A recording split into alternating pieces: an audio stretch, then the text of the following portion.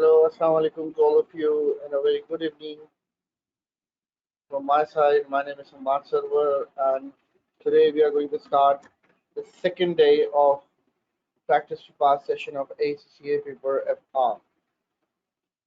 So, if you can hear my voice, please write yes in the chat box so that we can start the session. Please write yes in the chat box if you can hear my voice clearly. Please write yes in the chat box. Okay, wonderful. Okay, I have given you an assignment in the yesterday session in which all of you are required to attempt some MCQs of IS2, IS16, IS20, and IS38. And in fact, I have shared the answers as well on the WhatsApp group.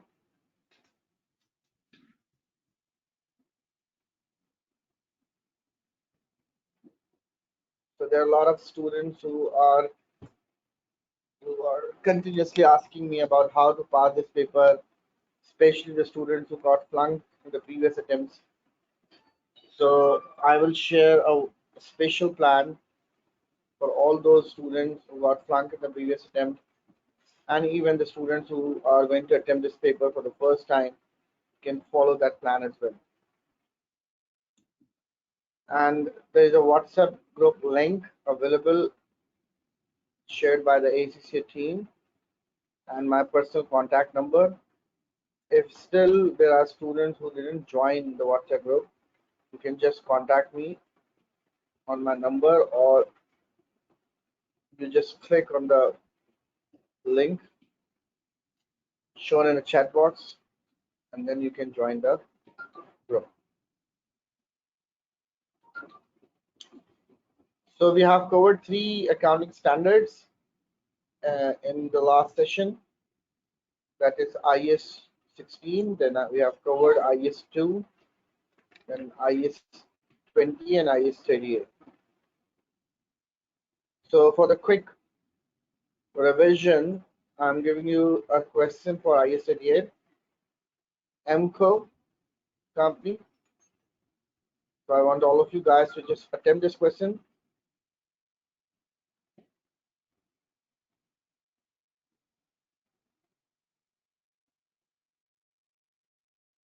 Please just look at this question and reply your answers on the chat box.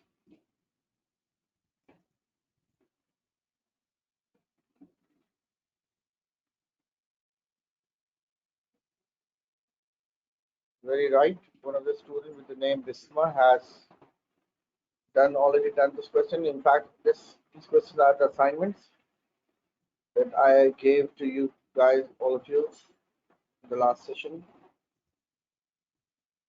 Yes, the right answer is A for this question. The right answer is A. So if you have any confusion about this, you can ask immediately.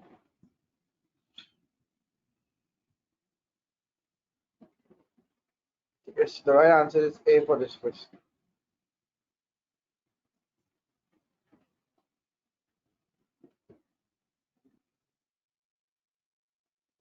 Is it clear to all of you? Did any one of you wanted to ask anything about this question? No? Okay, fine. Now, what about this one? I've already shared the answer here, C. But I want all of you to please do attempt this question and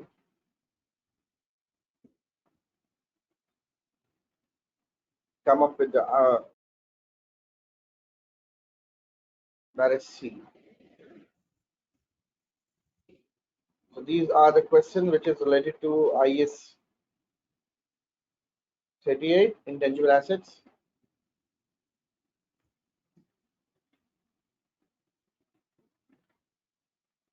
Very good. The right answer for this question is C. Wonderful.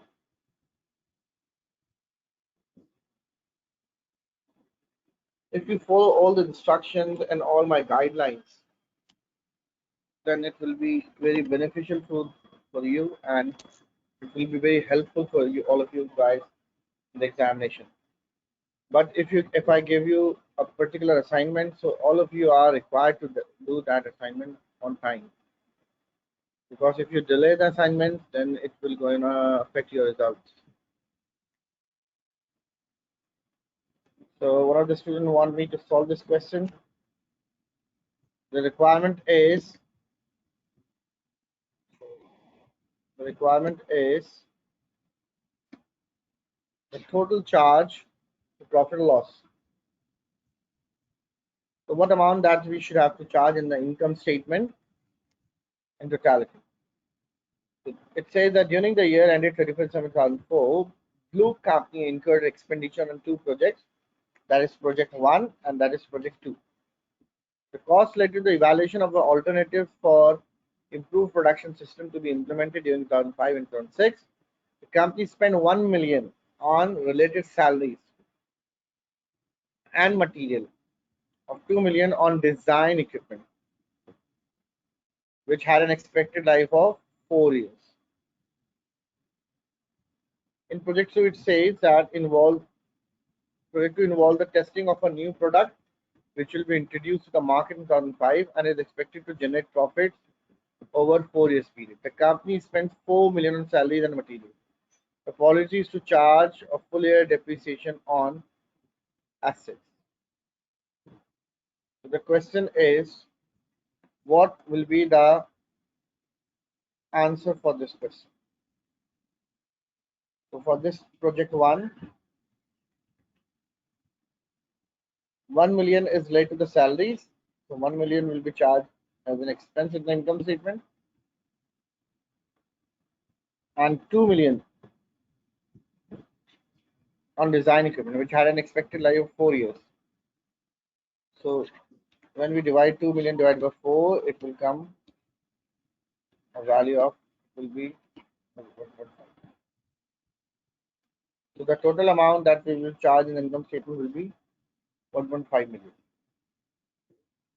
For project 2, we didn't charge anything because the project is not yet completed. It will be completed in 2005 and is expected to generate profits over the 4 years. So as the project is still in the development phase, so you need to capitalize this 4 million amount. So it will be reported in the balance sheet as an asset.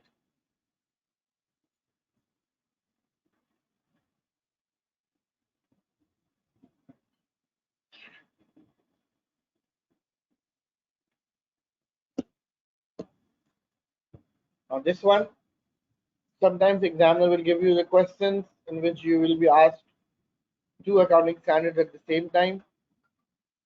In this question, you'll be having the concept. You have to apply the concept of IS 38 and IS 20 at the same time. So please attempt this one.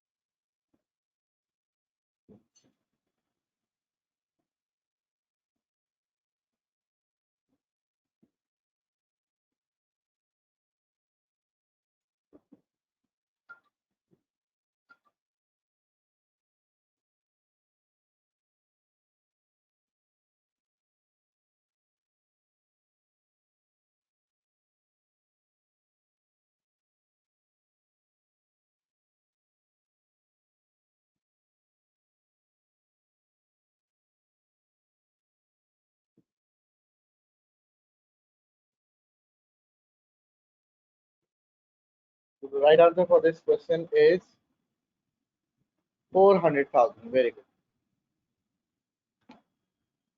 Abdul Hafiz is absolutely right. The right answer of this question is 400,000.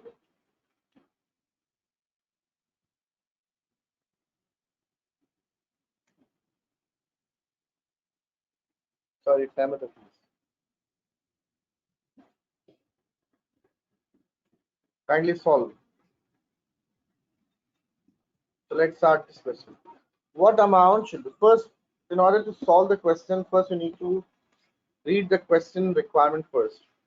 What amount should be charged to the Zain company statement of profit and loss for the year ended 31st December 2006 to reflect the above transaction? Zain company spends 500,000 on 1st January 2006 spending on its key staff on a one-day training course. Do remember this point that the training cost can never be capitalized, and the reason is the definition. When it's connected with the definition of the asset, we all knew that an asset is a resource controlled by an entity.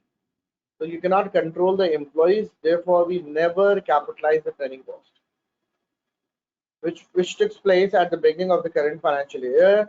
Zan is expected to benefit from this training for the next 2 years. So it will give you the benefit for the next 2 years, but you cannot capitalize the training cost. The whole amount of the training cost will be charged as an expense in the income statement, that is 5 lakh. This training cost was partly funded by the scheme of the Zan's company received 50,000 from the government before the training commenced. So the training cost is somewhat financed by the government as well. The government is right now has paid you 50,000, and the remaining balance of 50,000 is due to be received in the next year. But the chances for receiving the government grant is as it is virtually certain, so it should be recognized in the current year. So the government grant as an income will be recognized in the current year. So the expense of 500,000, which is netted off with an income of 1 lakh, so the net expense of 400,000 will be charged as an expense.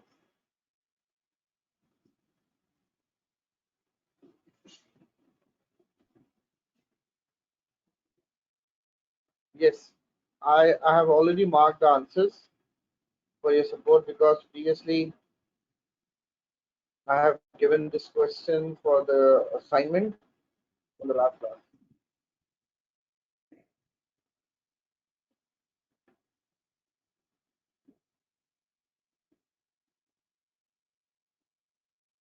So actually the company has incurred a cost of training which will give the benefit for the next 2 years, but we cannot recognize asset for the training cost according to IES and according to the framework. So we have to charge the whole of the training cost as an expense. So it is the application of the matching principle that you are incurring a training cost in 2006 and you are receiving the grant on accrual basis in 2006. So the related expense should be matched with the related income. Yes, but the part of the grant will be received in current year and some of the part of the grant will receive the next year. But this grant is actually related to the training cost, so it should be matched in 2006.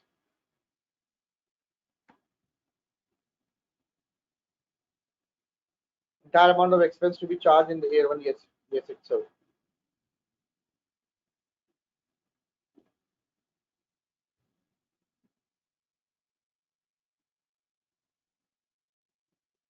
But 50 will be received in the next year, not received. It is the concept of accrual based accounting actually. Like assuming if I sold the goods to you on the credit terms and you will pay the cash in the future. So should I record the sales right now or after 1 year? So as you made the sales in the current year, so you have to book the sales in the current year, and payment can be received at the future dates or after few years now?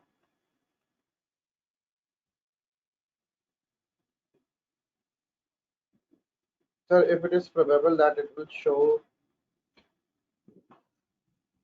virtually certain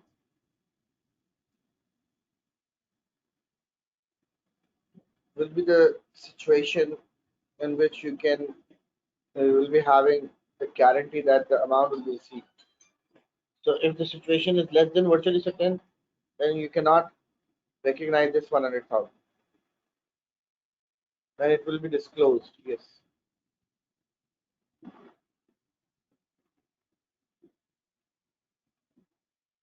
Okay, here is a question for you. The right answer for this is D, but you should understand the concept underpinned in this question.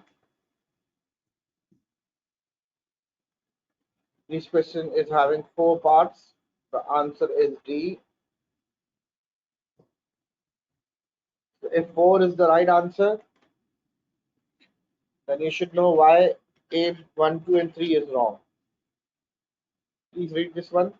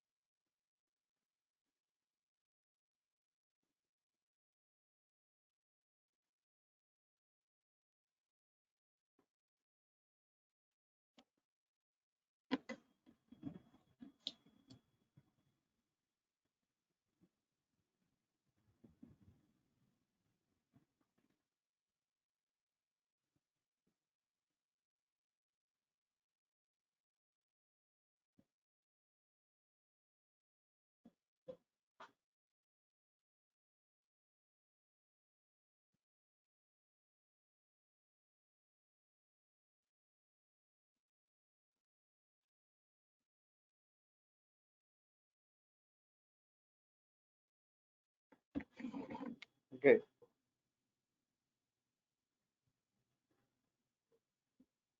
The first part. Green company spent 100,000 providing health and safety training to its staff. So if the company has incurred an amount of expenditure on a training, then it cannot be recognized as an asset or a liability. Green company, the part two is the green company has been told by a brand consultancy that the value of its internally created brand is 200,000. As we have discussed in I-38, that you cannot capitalize the internally generated brand. The third one is the green is showing a supplier of 450,000 for the losses that it suffered due to faulty goods. Green company is likely, though not certain, to win the court case. So the chances is not probable. So we can only recognize a contingent liability when the chances of the payment is probable. So it cannot be recognized as a liability. Green company has sold goods subject to 5 years warranty on which expect some claims will be made. So you have sold the goods and you are expecting a warranty claim in the future. So it should be recognized as a liability according to the provisions of IS 37.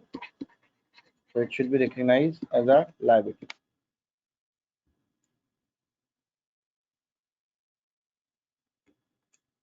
Okay, as I have already told you that the brand, when it is internally generated, you cannot capitalize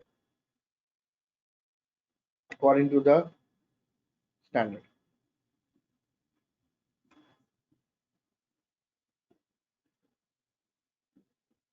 On this question, you will be having a research and development cost of 40 million,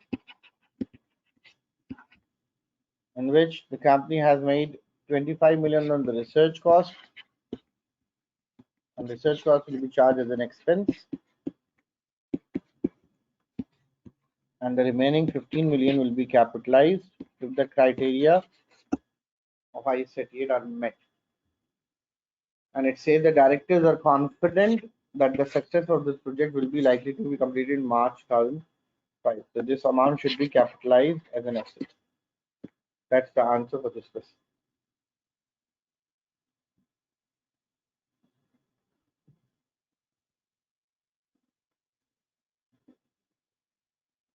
If there's some students who missed the previous classes, there's a handout section in which you'll be given some handouts.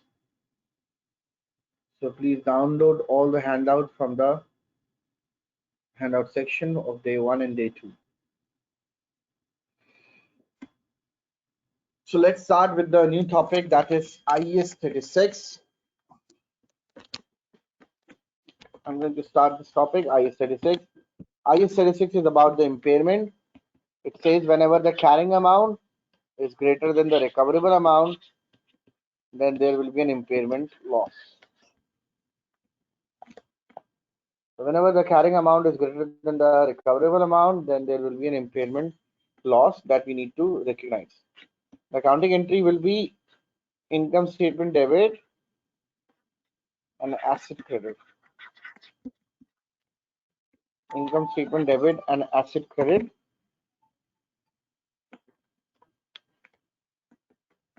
And if the asset was revalued previously, then the accounting entry will be revaluation reserve debit and asset credit. So the treatment for the impairment loss is very much similar to the downward revaluation that we had discussed in the last class. So carrying amount means the net book value of the asset, and recoverable amount is a technical word that we use whenever we take the higher value from the fair value less cost to sell and the value in use. So if we have got the fair value less cost to sell of 100 and the value is used is 120, then we took the value in use in order to calculate the recoverable amount. So in very simple terms, recoverable amount is the higher of net selling price and value in use. And value in use is the present value of all future cash flows. Now, so in order to calculate the impairment loss, first you need to calculate the carrying amount and the recoverable amount. Recoverable amount is the higher of net selling price and value in use.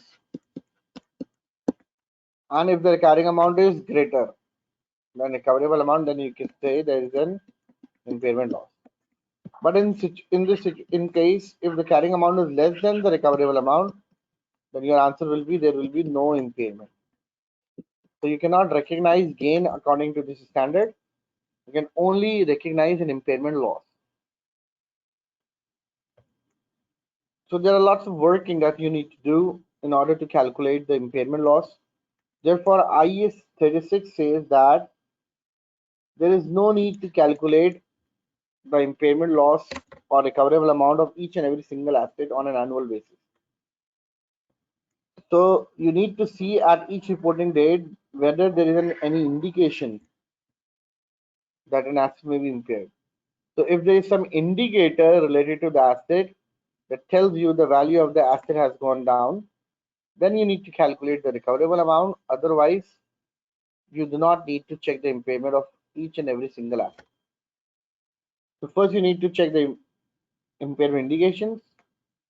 The impairment indication means any sign that tells you that the value of the asset has go down. But there are certain assets on which you need to calculate the recoverable amount on an annual basis, whether or not there is any indication. So what are these assets? Intangible asset with an indefinite useful life, intangible assets not yet available for use, and goodwill acquired in the business combination. So these are the three assets for which we check the impairment and calculate the recoverable amount on an annual basis.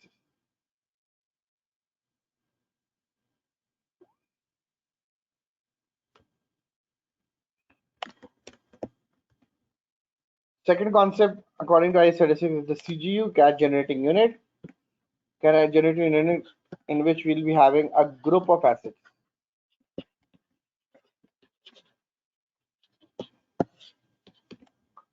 Group of assets. Sometimes it is impossible to calculate the recoverable amount of a single asset.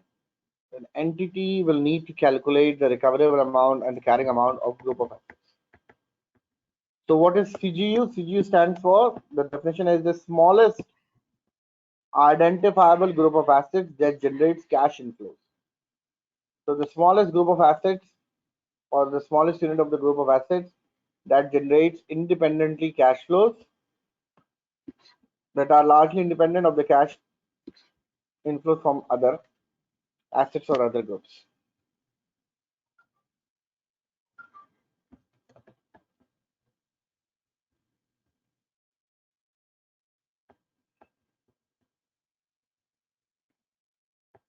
Okay.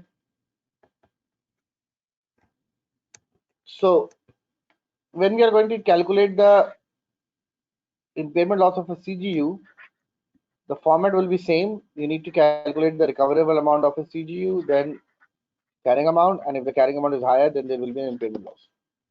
But this loss should be allocated on different assets in a group. But it has some rules through which we allocate the impairment loss. What are the rules for the allocation? So first we need to reduce the carrying amount of any goodwill. So if there is a value of the goodwill in the CGU, then the whole amount of the loss will be charged in the goodwill. So these 2 points are written in the standard, but there is one more thing that we use in solving the question, that is obvious impairment. This word was not written in accounting standard, but it was used practically when we allocate the impairment loss. First, you need to allocate the obvious impairment. Then the second amount will be on the goodwill, and then reduce the carrying amount on any assets on pro rata basis. Pro rata means weighted average. But do remember this point, that impairment will never be allocated on current assets. We never allocate the impairment loss on current assets.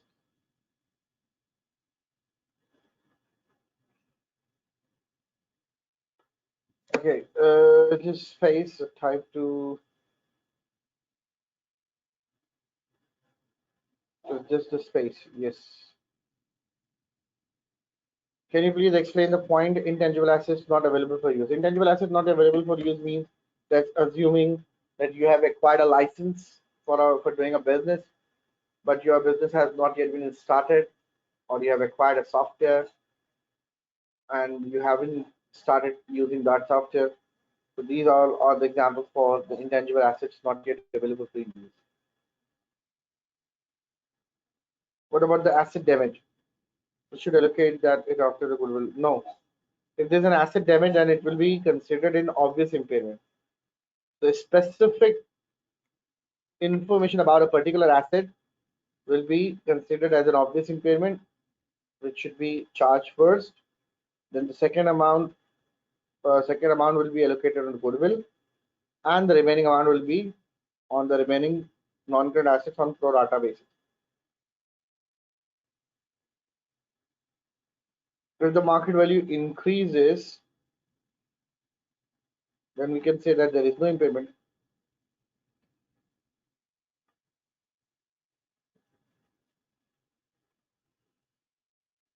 Amount of the current assets will be included in the CGU, but you will not charge impairment. Yes. Yes. You're right. For clarity, first on assets which are damaged, second goodwill, third pro rata basis. Let's solve a question. This is one of the questions for you guys. I want all of you to please do attempt it. But first read the requirement of the question.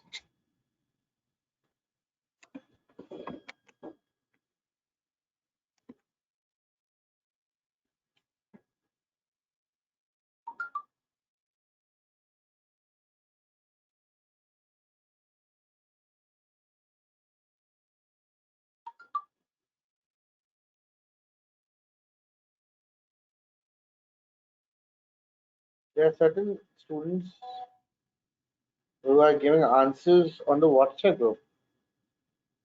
I want all of you guys to give your answers in the chat box rather than on the WhatsApp group.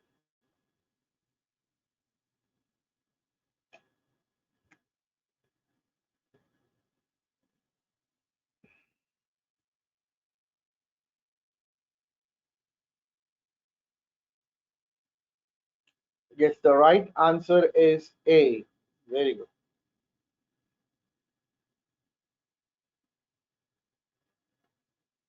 This is the chat box. And Abdul Sayyid Abdul Mueez Ali, where you're writing, this is the chat box.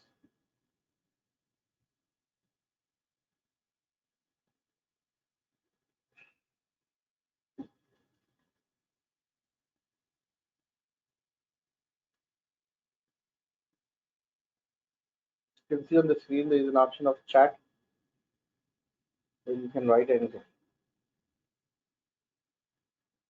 Mm.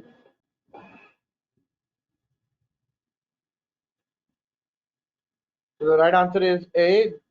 Do you people want me to solve it or should we go further?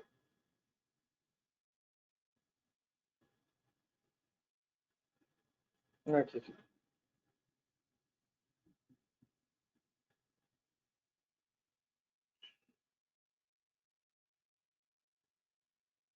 So there are some students who want me to solve. So I think it will take hardly a few minutes to solve it. The carrying amount of the CGU is 300,000. The recoverable amount is 200,000. This is one of the past paper question. The payment loss will be 1 lakh. So first of all, you need to see whether there is an obvious impairment. No, there is no obvious impairment in this question. Then we need to allocate the whole amount on the goodwill impairment loss, and the value of the goodwill is now 0. So out of 100,000, you have allocated 50,000 on the goodwill. So the remaining unallocated amount is 50,000. And we all knew that we cannot allocate the impairment on the net current assets. So we only have two assets, that is property, plant and equipment with a value of 2 lakh and a product patent having a value of 220,000. So you need to take the weighted average. So the weightage for this asset will be 200 divided by 220. Multiply by 50,000, so amount will be 45454. And the right answer will be 15455.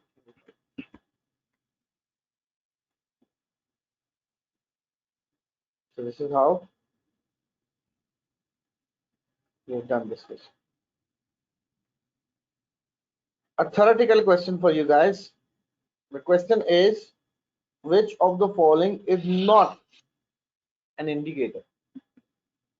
That means there are three indicators for the impairment and there is one answer which is not the indicator.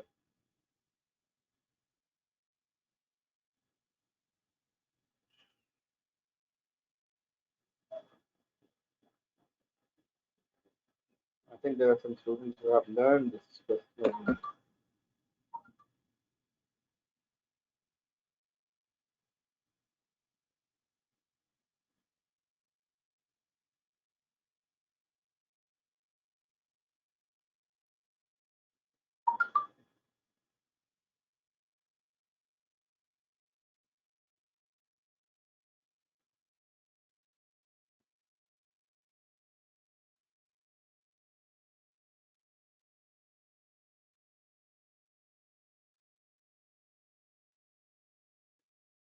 So I'm restricting the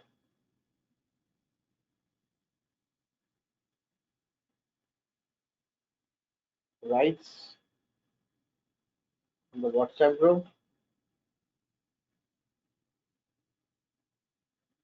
so that the students will give the answers on the chat box rather than on the WhatsApp group.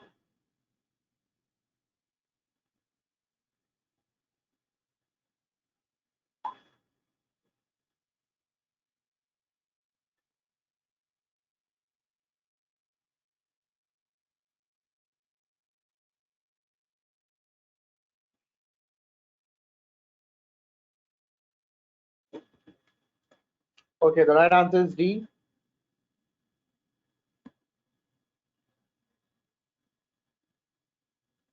Okay, for those students who haven't joined the WhatsApp group up till now, I request all of you and the management to please share the link of the WhatsApp group and my contact number. If you will not be able to join the group, please send a message on my number on the WhatsApp. I will add you tonight. You don't need to worry about it. So the right answer is D. That means D is not an indicator, but A, B, and C are indicators.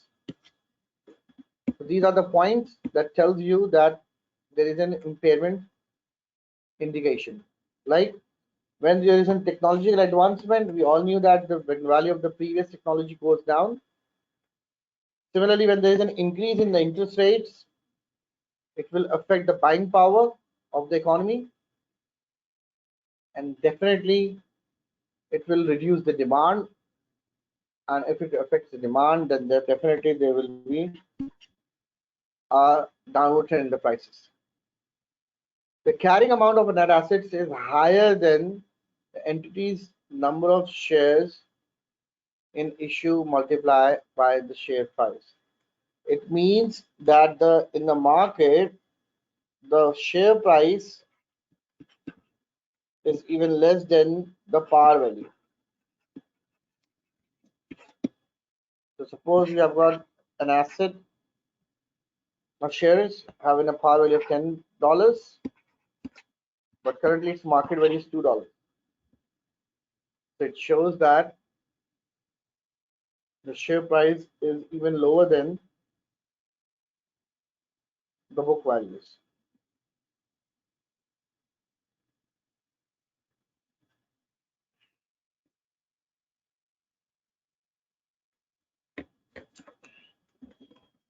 There are two ways in which you can understand the point B. The first thing is whenever there is an increase in the interest rates, actually the amount of the investment that the economy has will go into the banks because the banks are giving them higher returns and there is an increase in the interest rate. So if your investment goes into the bank and is stuck in the bank, then it will affect your buying power. So if you have got the weak buying power, that it means that it will affect the demand in the economy. So if you have got enough supply in the market, but the demand is decreasing, then definitely it will decreases the price. That's the economics point of view. The second way to understand this point is when we calculate the present value of the future cash flows, we take the discount factor of interest rate. So if the interest rate is increasing, then it means the present value of the future cash flow will go down. So if the value is decreasing, that means it will affect the recoverable amount and definitely there is an indication of impairment. So part C is saying that your share price is below the par value. And part D is saying that the net realizable value has reduced, but even in this situation, it is greater than the carrying amount. So there is no impairment even in the inventory.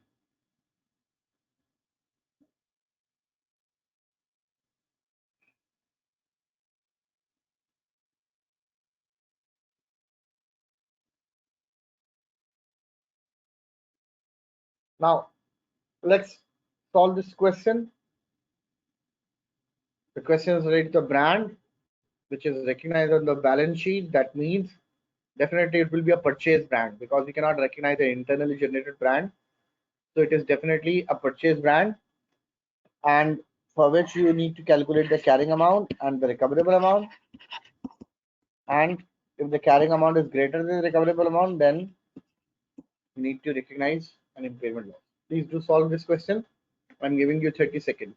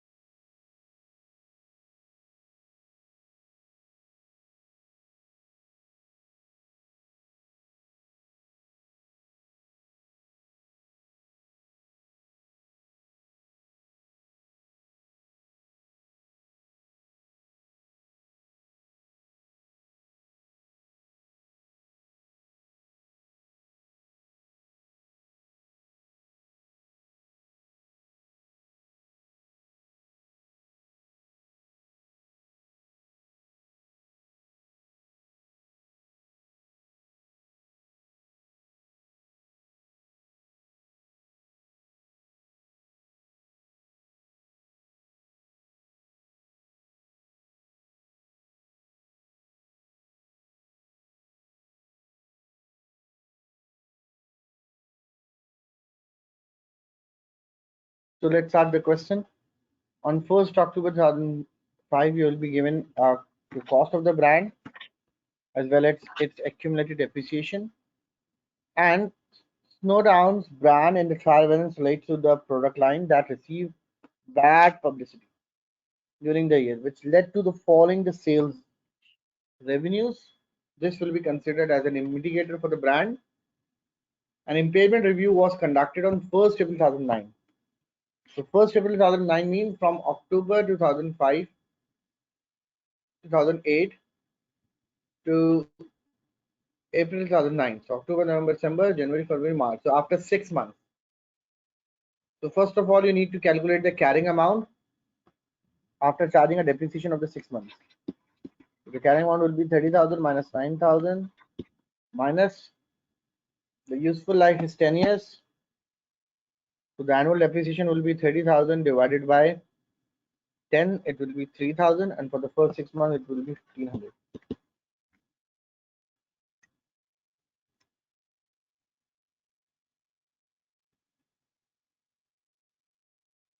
So when we deduct 9,000 and 1,500 from the 30,000 figure, you get the value of 19,500. Talking about the recoverable amount, it says the value in use is 12 million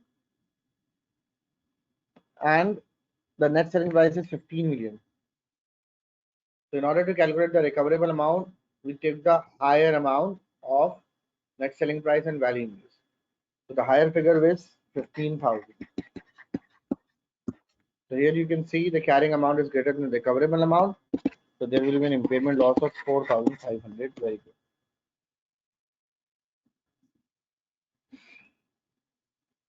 How we know the life is 10 years? It's mentioned here. You can see on the screen.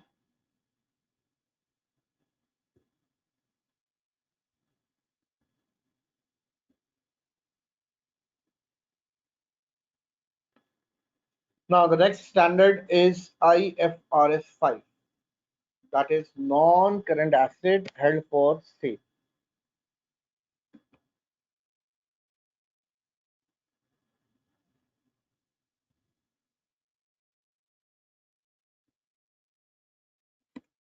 Now the remaining life of the value in use is not relevant here.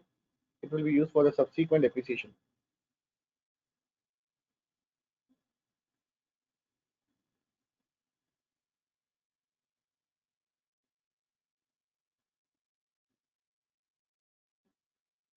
Yes, falling in the sales revenue or decline in the profitability will be considered, can be considered as an indicator.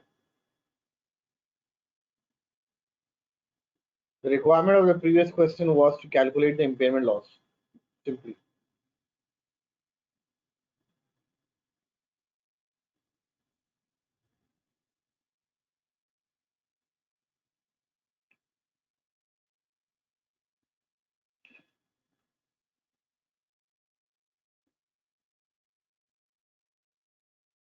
Now, I think there are students who want me tell them about the future depreciation for this question. So when we charge the depreciation, the value is now 15,000 divided by remaining useful life.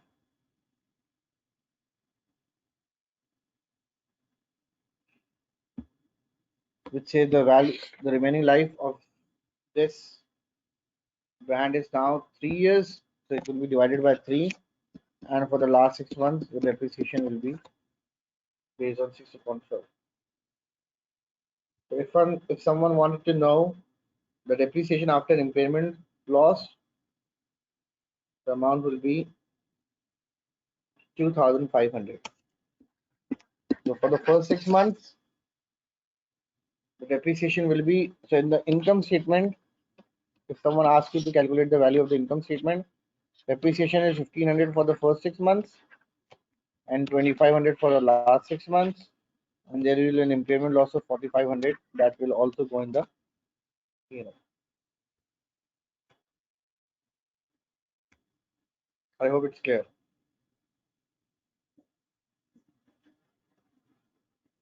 Impairment is 4,500 and subsequent depreciation is 2,500.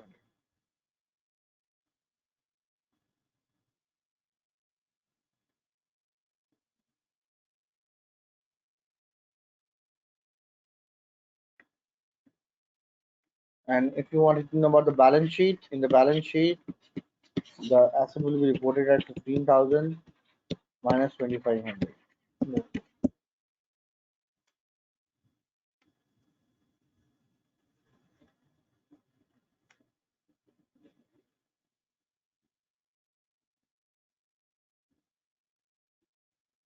Now the next standard is IFRS 5.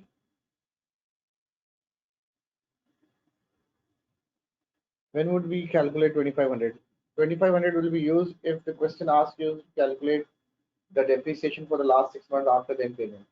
Because the impairment was occurred at the mid of the year. So after the impairment, you need to calculate the depreciation for the last 6 months. Okay, it's about the non-current assets held for sale.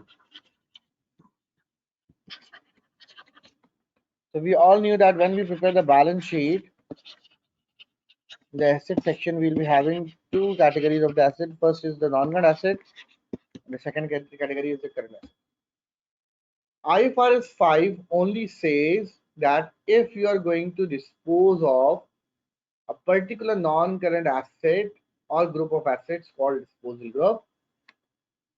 So if you wanted to sold these assets in the near future, then it should be classified here with the name held for sale.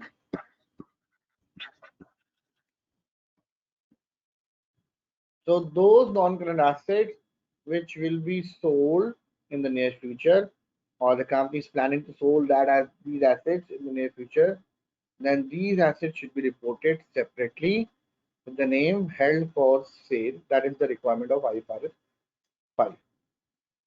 And when we place these assets into held for sale, then there will be no depreciation. So no depreciation will be charged on the assets classified under held for sale category.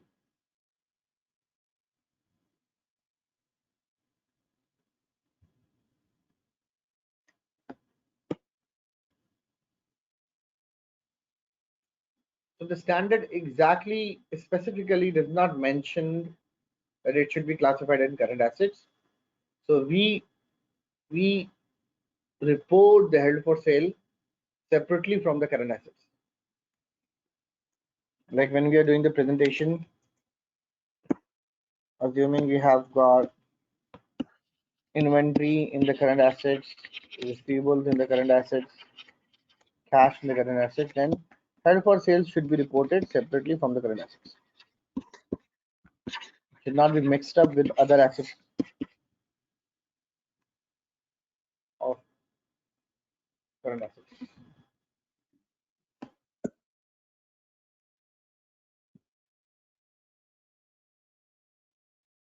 But if not so, we have to charge a depreciation. Yes, after a gap, totally separate. But in order to classify a non-current asset into held for sale, there are certain criteria of IFRS 5. The first one is the management must be committed to a plan to sell that. The asset must be immediately available for the sale. There must be active program to locate a buyer. The sale must be highly probable, means it should be done within next 12 months. The asset is being actively marketed at a reasonable price,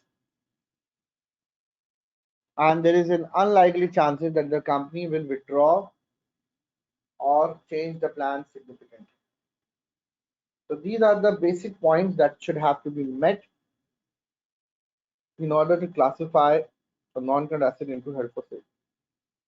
So when we are going to transfer the asset from non-current asset to into held for sale category, asset will be measured at the lower of carrying amount and fair value less cost to sell.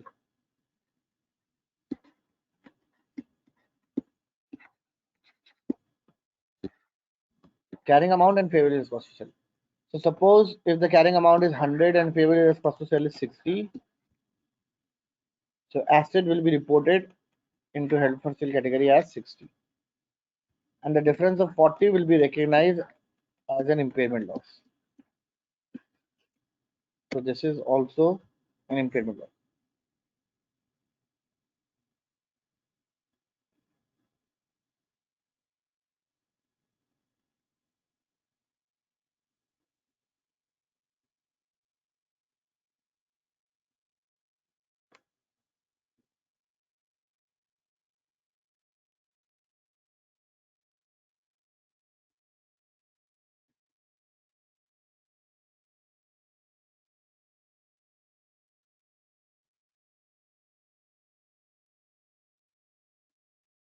The question is, in the ratio, will the held for sale items included as current, as such as included as current asset ratio? Yes.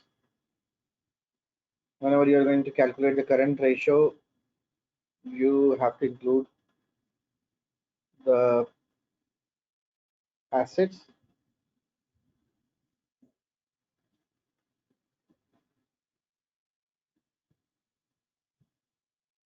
Management commitment is verified by any declaration. Yes. Do not think about an auditor.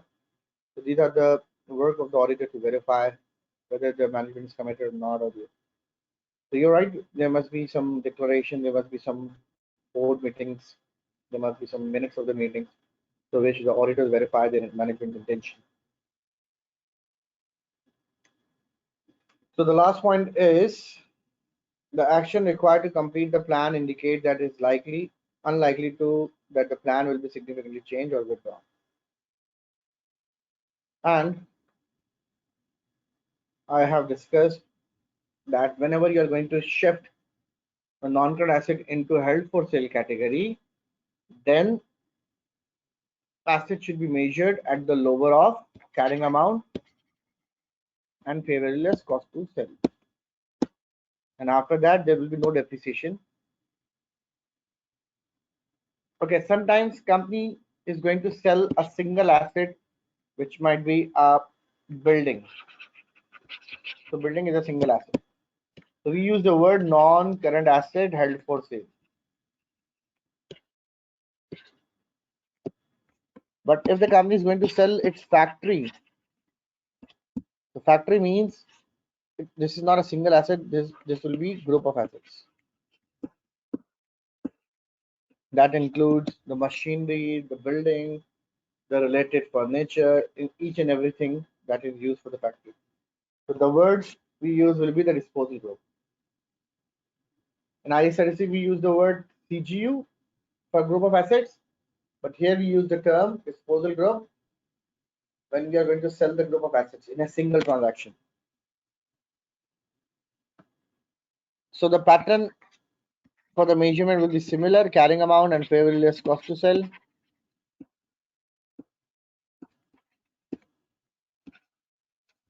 And difference will be recognized as an impairment loss if there is a loss, but the allocation of the impairment loss will be according to the requirement of IS 36, which says that first you need to allocate the impairment on the obviously impaired assets. The second one is the goodwill, and the third one will be on the assets on pro rata basis.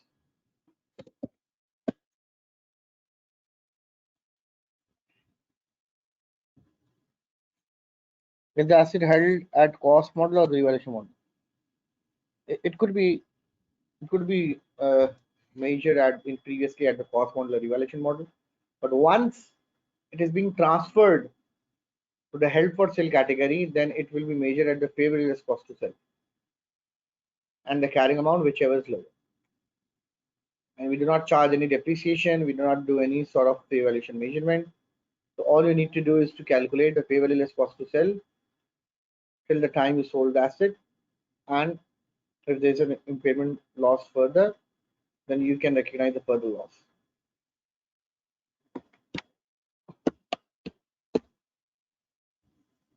Now, at the time of the classification and held for sale, it says that immediately before the initial classification of asset as held for sale, the carrying amount of an asset will be measured in accordance with the applicable IFRS.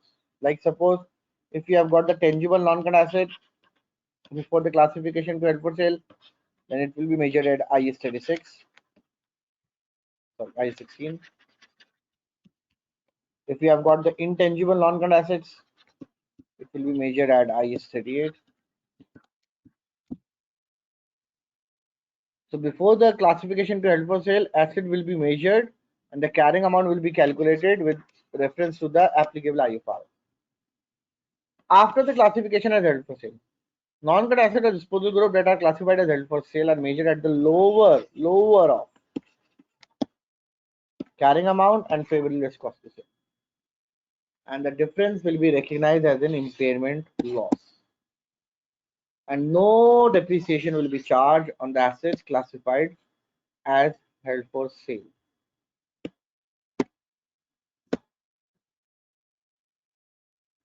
So I'm sharing a question for you guys. Please do attempt it and reply your answers in the chat box. You have 30 seconds to attempt this question. The time starts now.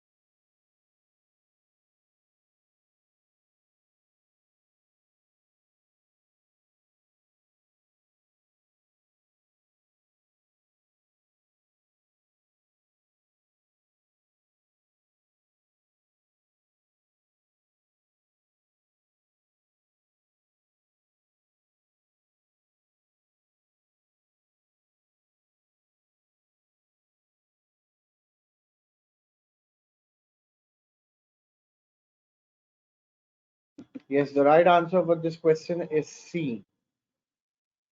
Very good.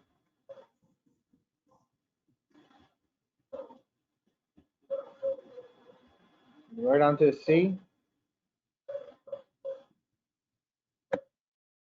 As 68.36.8 is the favorable cost to sell, which is lower than the carrying amount. Carrying amount of this asset will be is 37.5. So we took the lower amount. Another question for you guys. Yes, if it's not sold at the after the year end, then there are some provisions of IS 36, uh, IFRS 5, that you need to charge the whole depreciation again.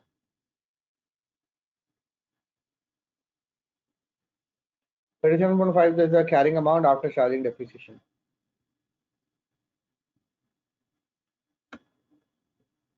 So students are stuck in this one,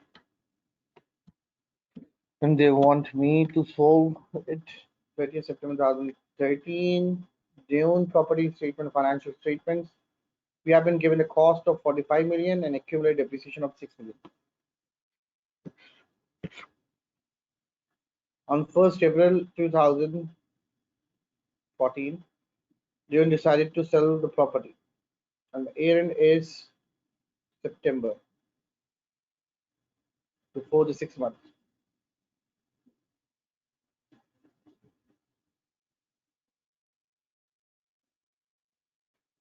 So first you need to charge a depreciation for the 6 months. 45,000 divided by 15 years multiplied by 6 upon 12. The amount will be 1500. So in order to calculate the carrying amount, your amount will be 45,000 minus 6,000 minus 1500. So this is how we have calculated the figure 37,500.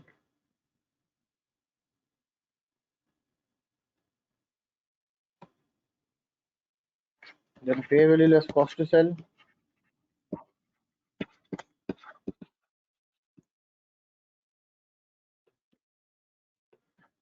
You can see here the price is 42 million. That is the fair value, but it says because of the tough market conditions, the prices is less than 10%. So you take the 90% value of 42. 42 into 90% value, it will be 37.800. That is the fair value revised. Less the cost to sell is 1 million. The amount will be 36,800. And it should be measured at the lower. Another question for you guys. Please do attempt it.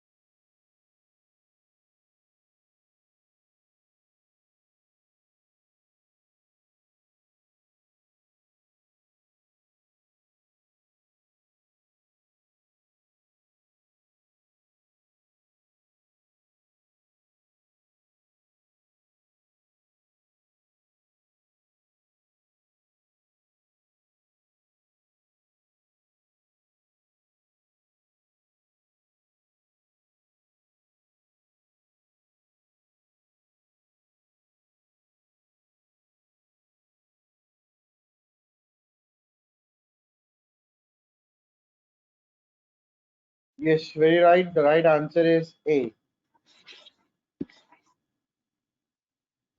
A is the right answer for this question. Now, moving on towards the next point. Now, the next point part of the standard is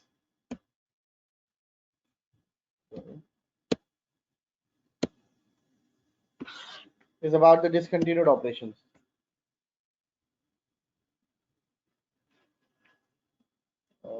Students want me to solve it first. I'm going back again. The carrying amount on 1st April is 800,000, which had a remaining life of 16 years. The property has not been revalued on 1st October 2014, again after 6 months. So need to revise the carrying amount first by deducting the depreciation for the 6 months. So 800,000 divided by 16. So the amount will be 50,000 for the whole year. And for the last 6 months, 800,000 divided by 16, it will be 50,000. And for the 6 months, it will be 25,000. So the carrying amount will be 8 lakh minus 25,000. It will be 775,000 carrying amount. And fair value less cost to sell is 790,000. And IFRS 5 says that you need to report held for sale assets at the lower of the carrying amount and fair value less cost to sell. The carrying amount is lower, therefore the right answer is A.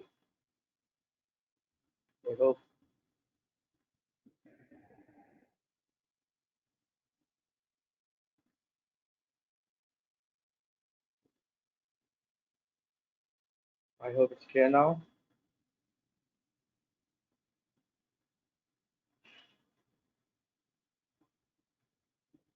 And in the P&L there will be nothing. It will go in the income statement. When you prepare the income statement, only the depreciation for the first 6 months will be charged, because in the last 6 months we don't need to charge any depreciation. And in the balance sheet, asset will be reported with the name of held for sale at a value of 775. That's the requirement of the text.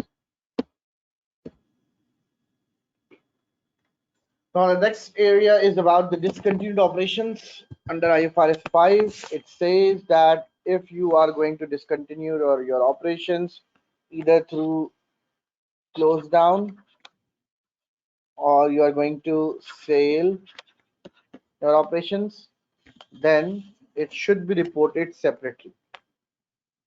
So how we present it in the income statement?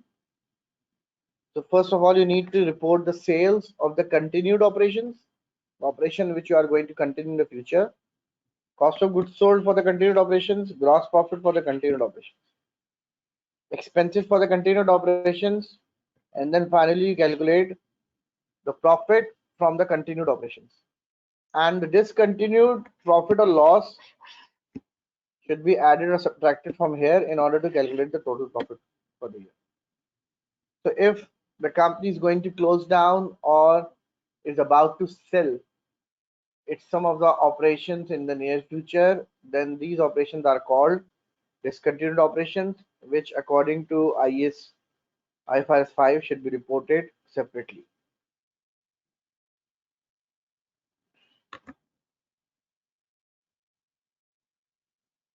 Held for sale is all about assets and balance sheet, and discontinued operations is all about the income statement and cash flow presentation. So held for sale is about the balance sheet and discontinued operations is about the income statement presentation. So the profit or loss from the discontinued operations should be reported separately. This is the requirement of IFRS 5. So let's solve this question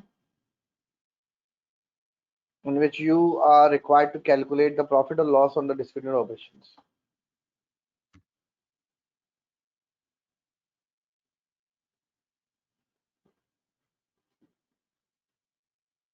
Just read the question and you are required to calculate the profit or loss from discontinued operations.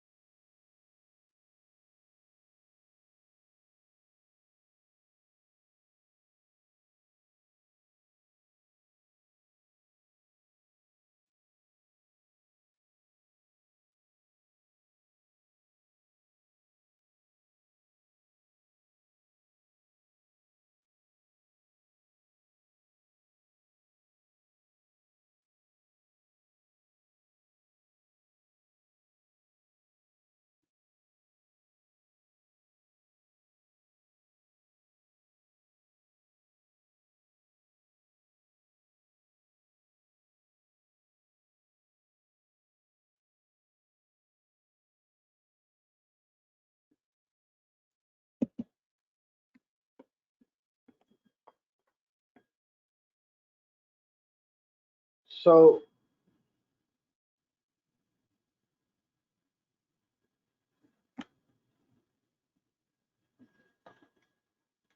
the revenue from the discontinued operation is 15,200. The related cost is 16,000. Operating expenses is 3,200. Plus there will be a penalty cost of 1,500. So after deducting all these figures, we got the value of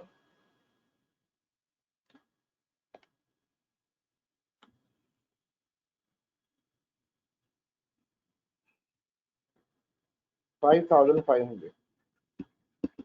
So that is the loss from discontinued operation. And these are the operations which the company is going to close down in the near future. Because it's a loss making unit. But what you need to do in the exam question, that if it comes in the examination final account, so first of all, out of the total sales of the company, you need to deduct 15,200, because 15,200 is the revenue from the discontinued operation. Similarly, from the cost of goods sold of the whole company, you need to deduct 16,000 cost of goods sold, and from the operating expenses of the whole company, you need to deduct 3,200. So that we got the value of continued operations, sales, cost of goods sold, and operating expense. And the values for the discontinued operation will be calculated separately, and the net amount will be reported after calculating the profit from the continued operation. Okay. So first of all, you need to deduct the results of the discontinued operations from the total sales, cost of goods sold, and operating expenses. So that you got the final value of continued operations only. Like suppose if the total value of the sales is 1 lakh and discontinued operation has got the sale of 15,200. So the rest amount of the remaining sale will be related to the continued operation. So everything should be deducted in order to calculate the results of the continued operations, and then the profit or loss from the continued discontinued operation will be reported at the end.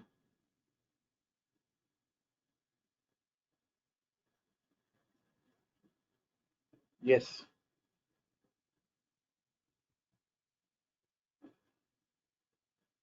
So do we recognize 1,502? It is a present obligation on the cost here. This 1,500 is a loss.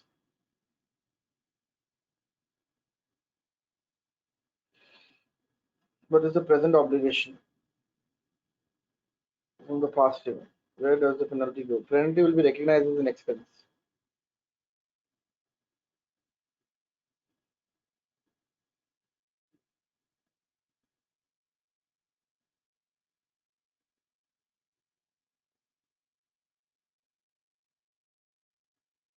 Where the 1,500 will be? 1,500 will be charged in the discontinued operation results. Discontinued operations will be separately calculated. In fact, it is the income statement of discontinued operations, and the final result will be reported with the income statement. Like if I show you the format again on the previous slide, you can see here that in order to calculate the sales, you need in order to report the income statement, we need to report the sales of the continued operations only. So the result of the discontinued operations is already deducted from here. Then cost of goods sold continued operations, of gross profit continued operations. The result of the discontinued operation will be reported at the bottom only.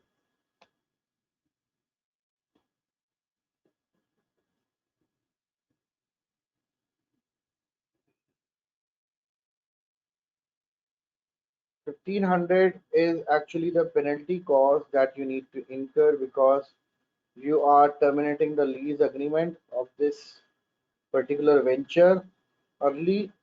Therefore, they have to pay the penalty cost. So this penalty cost is actually related to the discontinued operation. So it will be considered as an expense for the discontinued operation. Therefore, we have deducted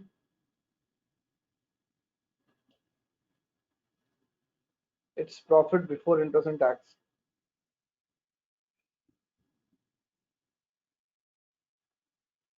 So let's move on towards the next standard.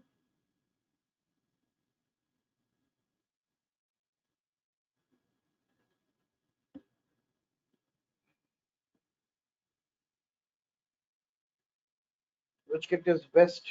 One of the students is asking for the which kit is best. I would recommend the people to do both the Kaplan and the BPP kit for section A and B. That's the highest recommendation. But if you have got enough, if you do not have got enough time, then Kaplan is better. Total loss will be 5,500. Will not be. I don't know how you calculated this 9,500. Total loss is actually 5,500. Okay, IS 40 is about the investment property. Investment property, this standard is only applicable on the properties that will be land and building. So this standard is only applicable on land and building, which the company acquired or construct for future rentals or a long-term capital appreciation. So if you have got the property means land and building, which you acquired or construct for the future rentals or capital appreciation, then it will be considered under the scope of IS 40. IS 40 says that you can measure the investment property at the cost model, which is similar to IS 16, or the fair value model. This standard has got the fair value model. And what is fair value model? Fair value model says that on an annual basis, you need to measure the fair value, and all gains and losses will be recognized in P&L. And no depreciation will be charged on the assets measured at the fair value.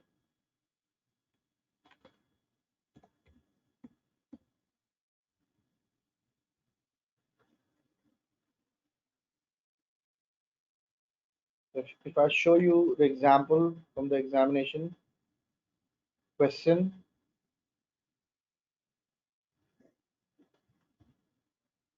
available in the past paper, then this could be the example. Please read this line. This is related to IFRS 40. It says that when company revaluates its investment property, that means the company is following the revaluation fair value model, in which we do the fair value measurement on an annual basis, and any gains and losses will be reckoned in P&L, and no depreciation will be charged on investment properties. So it says that the investment property increased in the value by 4 million. So there is an increase in the value of the investment by 4 million. So how we can record this transaction? How we can record this transaction?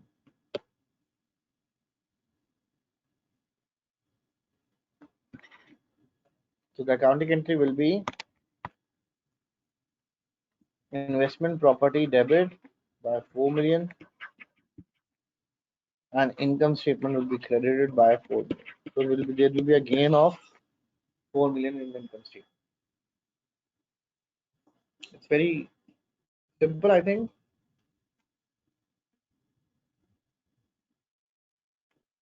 Is it clear to all of you?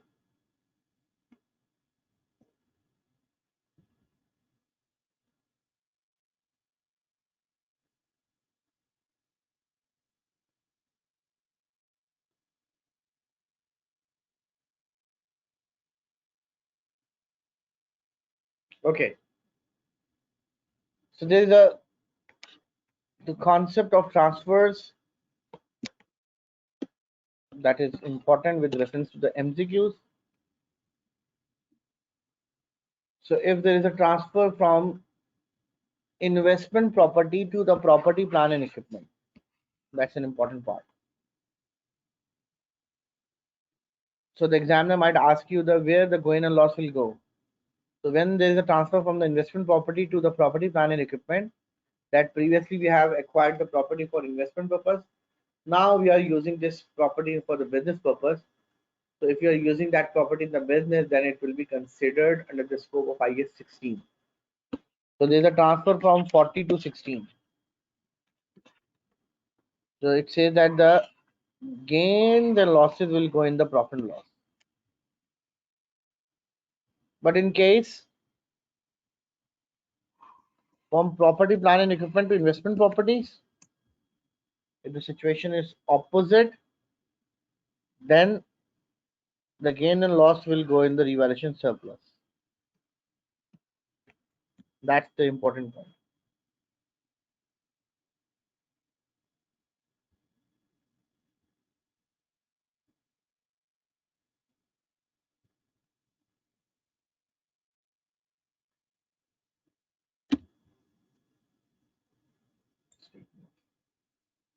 No, gains and losses are recognized in income statement. I haven't used the word other comprehensive income.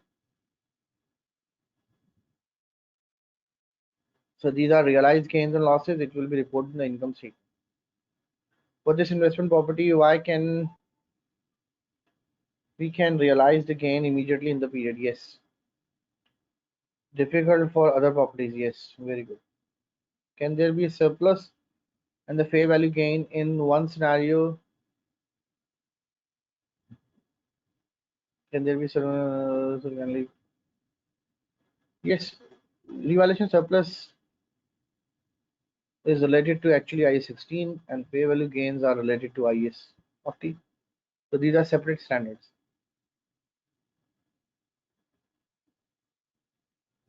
Yeah, we will put the gains and losses from the date when it moves from, actually when we move from 40 to 16 or 60 to 40, we need to compare the figures with the current market value.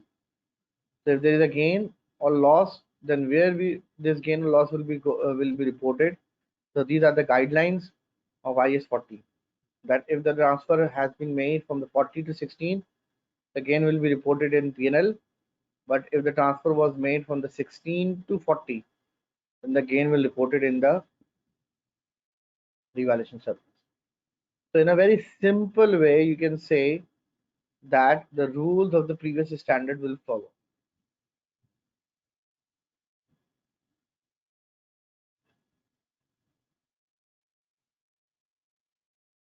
Yes, fair value gains of IS 40 will directly be reported in P&L. Yes, if there is a surplus in the revaluation, then this will also be reported in the OCI. I think it's clear now. If you have got any confusions regarding my my point of view, then you can ask questions on the WhatsApp with me, or you can view. There are some students who want me to repeat the points. So I request all those students to will be having the link of the video, so you can listen to these videos as many times as you want. Say the difference between revaluation gain and surplus. Revaluation gain and revaluation surplus is similar. Revaluation gains will go in the revaluation surplus account actually. If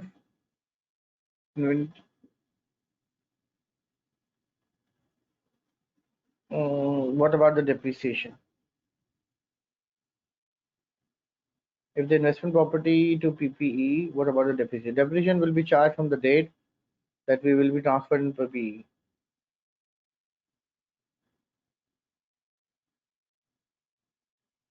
Revaluation gains are actually gains which are reported in the revaluation surplus account. So I think it's similar.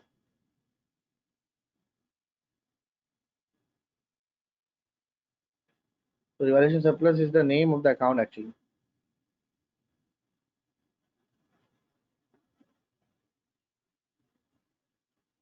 The depreciation will be charged from the day of the transfer.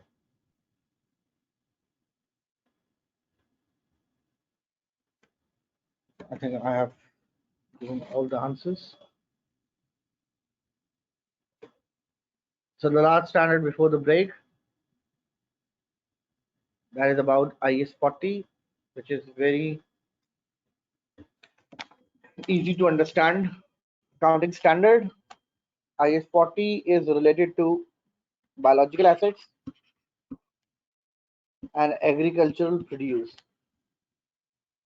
Agricultural produce and biological assets. Biological assets means plants and animals,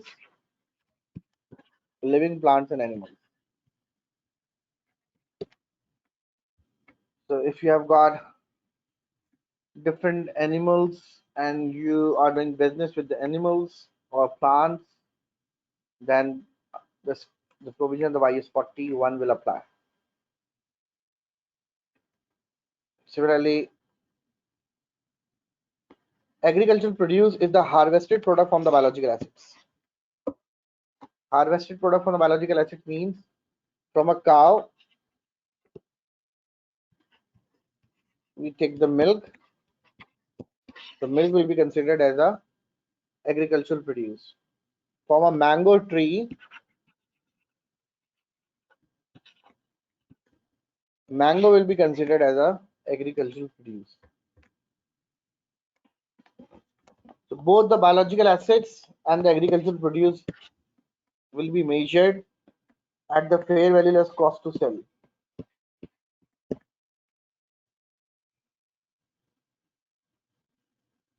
And its gains and losses will go in P&L. Very simple. But only if the fair value less cost to sell is not available, like it is difficult to identify the fair value of that asset, then it will be measured at cost less accumulated depreciation.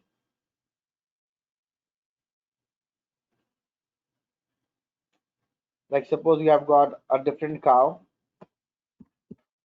from Australia,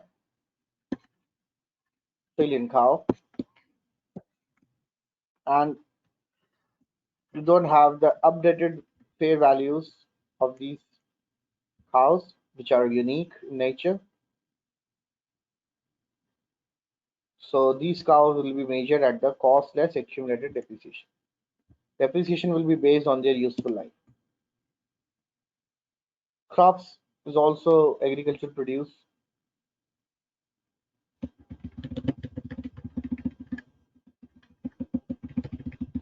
Biological assets means plants and animals. But there is one type of plant with the name bearer plant, which are covered under the scope of IS 60. So bearer plant has got the definition, and its definition is like if it is going to give you benefits for more than one accounting period,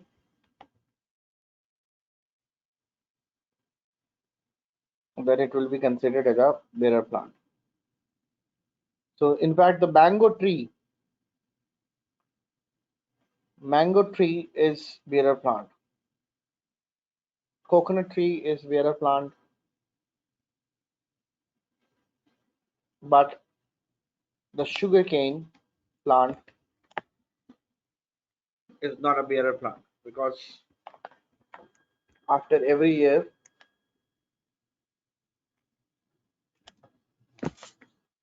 it will be harvested. Now, woods wood will be considered as a agricultural produce initially, and then it will be considered in the inventory. Now, for the agricultural produce, it says that whenever the agricultural produce will be detached from the biological asset, then it will be considered as a inventories.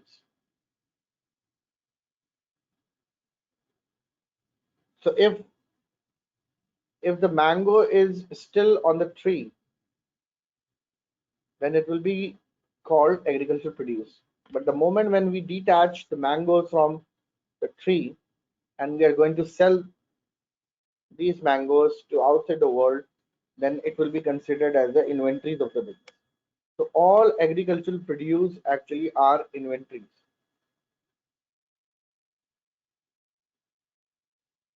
So the mangoes will be agricultural produce till the time it is attached with the tree. And the moment you detach that mango and you are going to sell those mangoes to the customers, then this will be considered as your inventory. Similarly, the time you extract the milk from the cow and you are going to sell those milk to the customers, then it will be considered as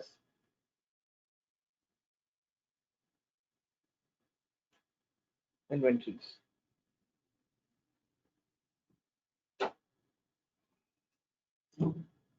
The biological transformation.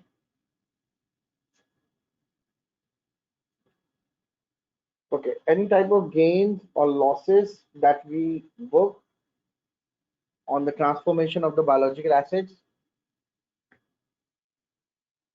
like because of the birth or because of some physical changes, it will be reported in P&L.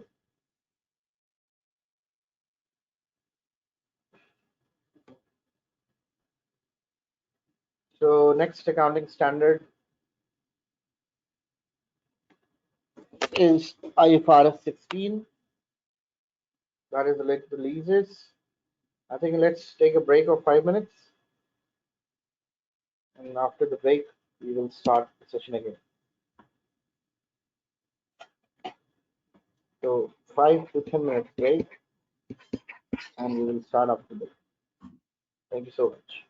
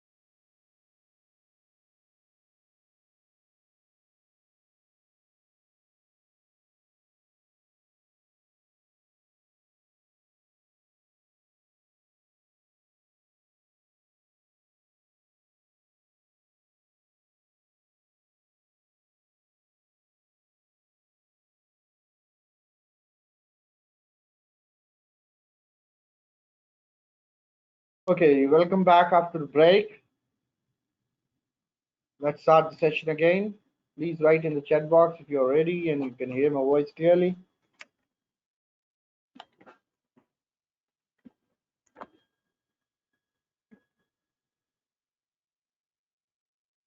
So let's start with the topic. IFRS 16 is about the leases, and the new model for this standard is the right to use model, in which every lease should be accounted for in a similar pattern. So for all the lease transactions, first you need to record right to use the asset debit, cash credit with the initial deposit, and lease obligation credit with the present value of future cash flows.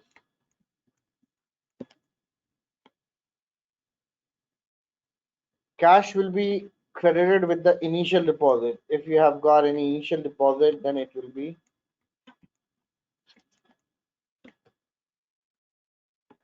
recorded with the cash. One thing that is very important for IFRS 16 is that in which you need to calculate the value of the asset and the liability at the same time. So asset and liability will be measured at the same time. Asset will be depreciated over its useful life, and lease obligation will be amortized.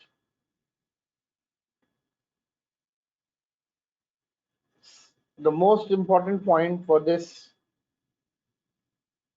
standard will be this standard will not apply to leases of low value items and leases up to 12 months. So the lease period is less than 12 months, then this standard will not gonna be applied. And this standard will not be applied on low value assets. So it will be applied on high value assets only.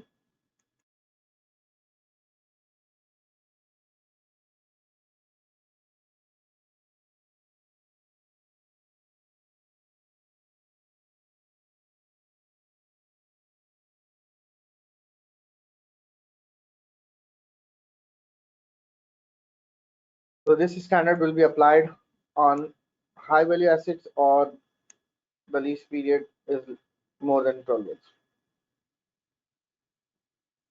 Future cash flows. FCF means future cash flows related to the lease.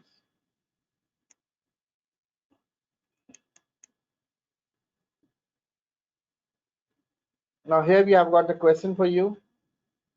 So as it is the first question, so I'm solving it for your guidance. On 1st April, SIMA related into an agreement to lease an item of the equipment.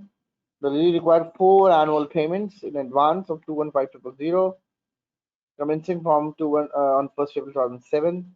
The equipment has a useful life of 4 years. So the first accounting entry that you need to make will be right to use the asset debit, cash credit, and lease obligation. Here you can see the total lease payments. The present value of the total lease payments will be 7,50,000. So lease obligation will be recognized at 7,50,000. There is no initial down payment, so the asset will be recognized at the same amount. So first of all, you need to record this transaction, and after this, this asset will be depreciated at the lower of the useful life or lease period. The asset will be depreciated at the lower of useful life and lease period.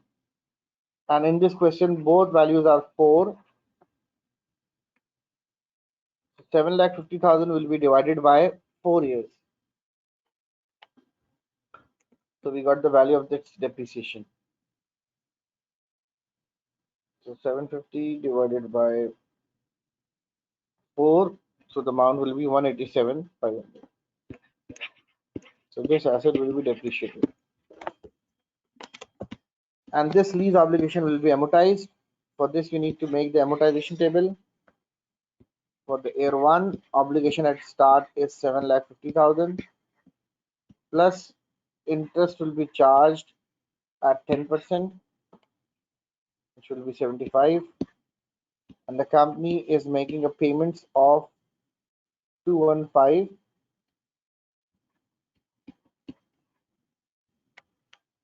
and you can see this is an advance case. So the difference between the table amortization table of advance case and in arrears case. Like in advance case, we made the table like obligation at start. Then first we need to deduct the payments, which is 215, and then interest will be charged in it,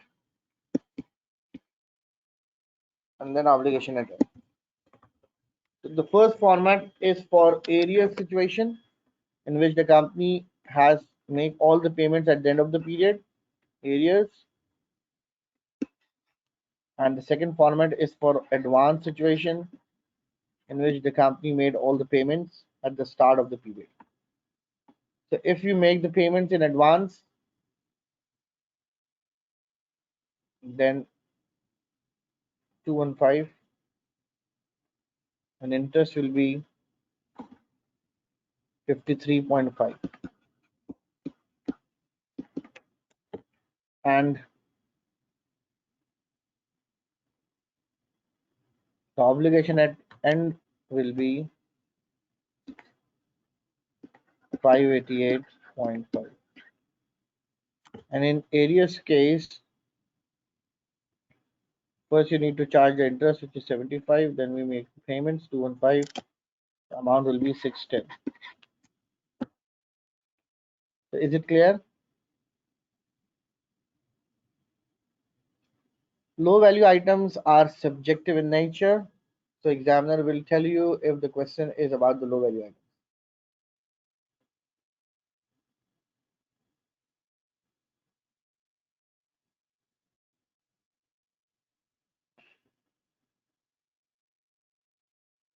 Asset, in both the cases, asset will be depreciated at a value of 7,50,000.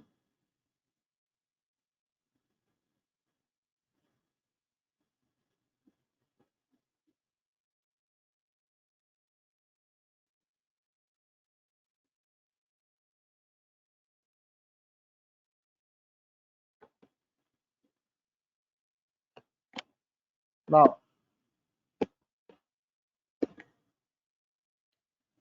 as the situation is for the advanced case, I'm making the table again. Obligation at start is 750.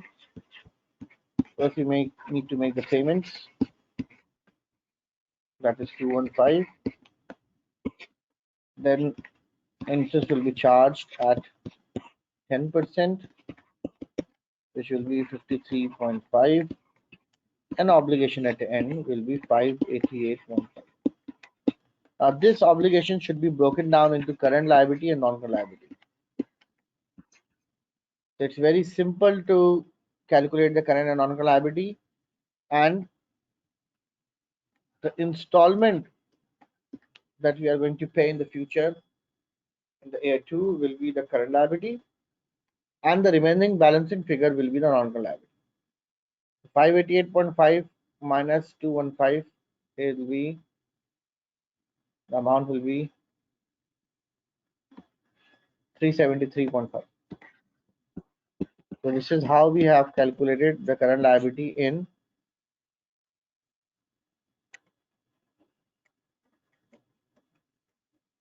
advance case. The finance cost will be 53.5.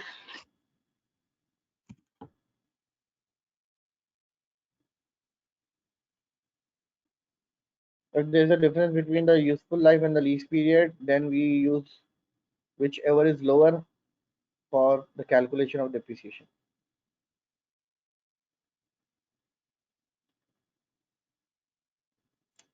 Out of 588.5, 215 is the current liability, and the remaining balance sheet figure will be the non-current liability. So if you deduct 215 from 588, you got the value of 373.5.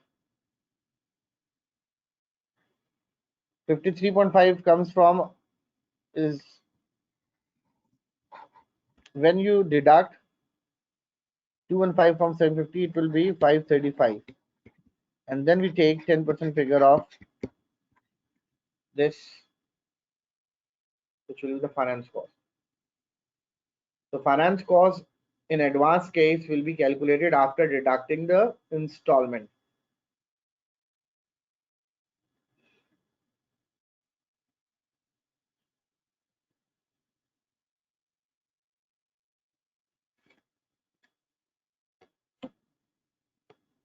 Now for this case, this question, in the income statement, there will be a depreciation of 187,500 and a finance cost of 53,500. So these are the two items which will be reported in the income statement. With respect to the balance sheet, asset will be reported at 750 minus 187.5, and liability will be broken down into current and non-current liability with the name lease obligation. So the part of the lease obligation will be reported in current liability and the remaining amount will be reported in non-current liability. So this is how we present this question into the financial sheet.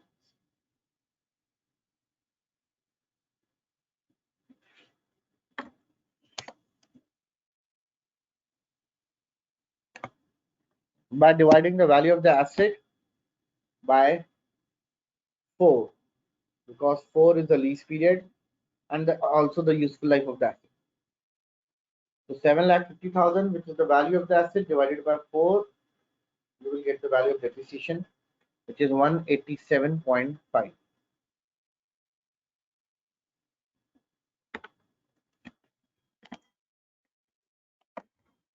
So moving on towards the next slide. Here is a question for you guys. I want all of you to please do attempt this. In this question, you are required to prepare the table on arrears basis.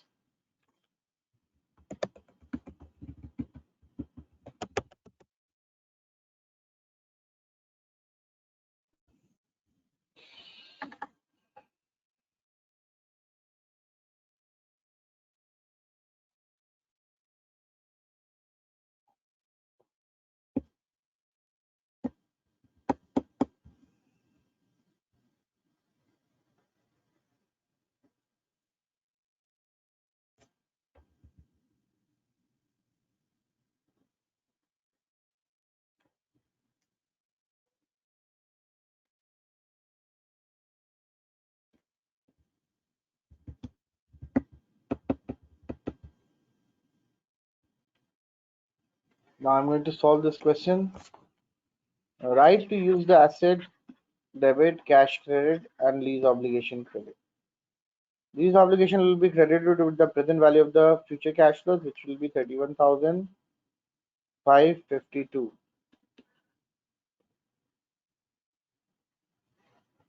Initial deposit, initial direct cost that the company is going to pay is 3,000.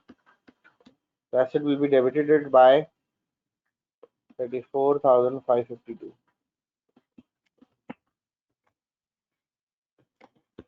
Now we are going to make the table. Obligation at start, 31,552 plus interest will be charged at 5%, minus payment will be made at 10,000, and we got the value of obligation at n.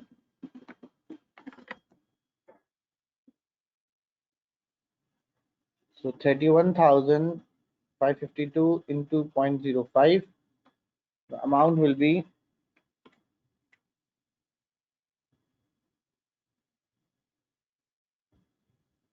1577.6. So obligation at end will be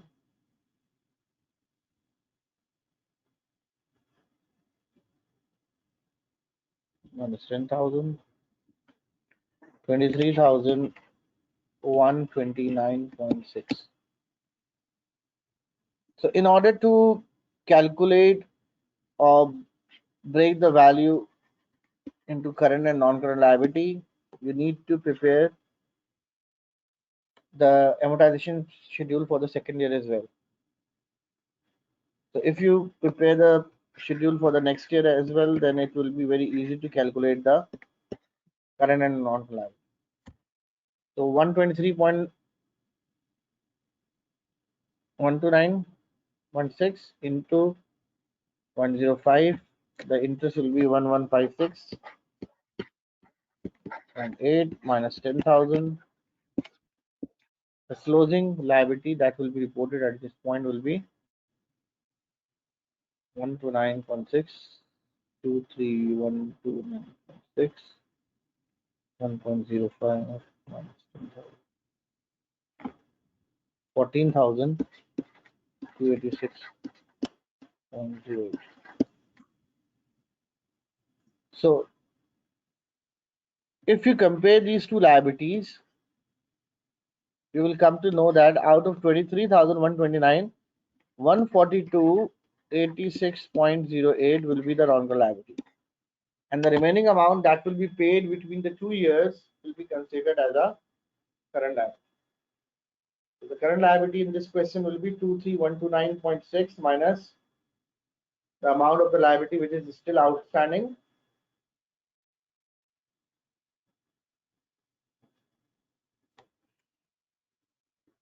So the amount will be 8843.5. So this is how we calculate the current and non-current liability. So in areas case, if you wanted to calculate the current and non-current liability, you need to make 1 year's more table. In fact, the table for the next year in order to calculate the current and non-current liability. But in advanced case, it is very easy to calculate the current and non-current liability because current liability will be considered as an advance payment or installment, and the remaining amount will be the non-current liability.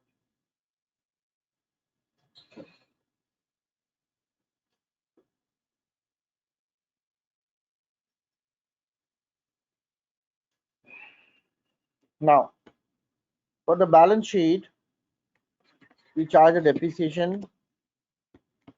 Value of the asset is now 34552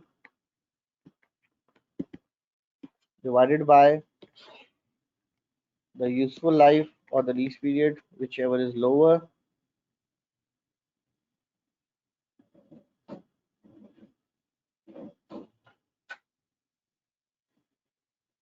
which is 3 years. The depreciation will be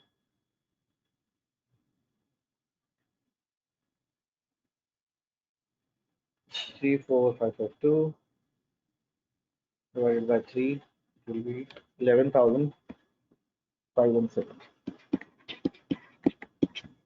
This is my depreciation. So if you people have any question, please do ask it immediately.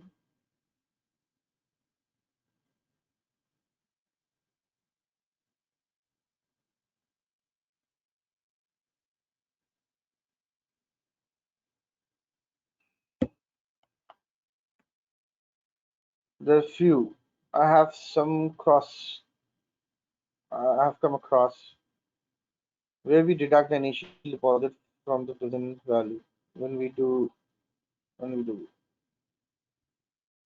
we never deduct the initial deposit. You are actually mixing this transaction with financial instruments. We actually deduct the initial deposit, initial direct cost from the financial liability.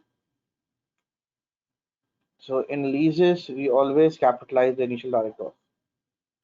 What will be the finance cost? Finance cost will be in this question 157.15 for the first year, 1577.6. Depreciation will be based on the useful life and the lease period, whichever is lower. Yes, all in advance payments, only the cash payments will be the current liability. Payments plus direct cost is the right to use the asset. Yes. How we can calculate the non-current liability in case of arrears? In the case of arrears, all you need to do is to make 1 year more table, and the difference which will be paid between the 2 years will be the current liability, and the amount still outstanding at the end of the 2 year second year will be the non-current liability. So whatever is left at the end of the second year will be non-current liability, and the difference between the first year and the second year liability that we have paid will be the current liability.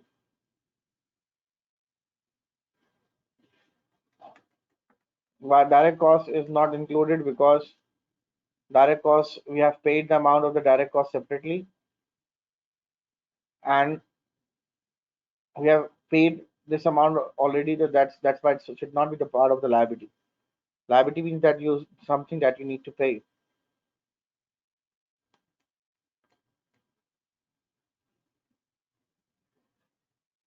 Uh, is there any clue in the question that will aid me to know that I am to create the lease liability table for 1 year or 2 year or 3 years as the case may be, or for some question that we have to make for more. Okay, the clue is you need to see the timing of the installment. If the company is going to make the payment of the installment in advance, and company wanted to know about the current year, that's 2000, assuming 2019. So you only need to prepare the T account or the amortization table for 1 year. That's it. Because the case is for the advance. But suppose examiner asks you to calculate the obligation for 2019, but all the payments were made at the end of the period. That means these are the case for the areas. For the areas case, you need to make one more year's table so that you can calculate between these two liabilities, this point and this point. Whatever we have paid between the 2 years will be the current liability, and the amount is still outstanding at the end of the second year will be the non-current liability.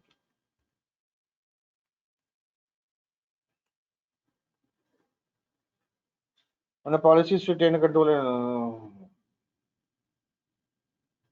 what amount should be shown in the statement of financial? So in the statement of financial position, asset will be reported after deducting the depreciation. Now,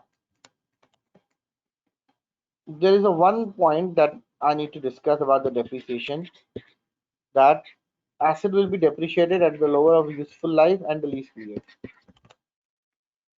Asset will be depreciated at the lower of useful life and lease period. But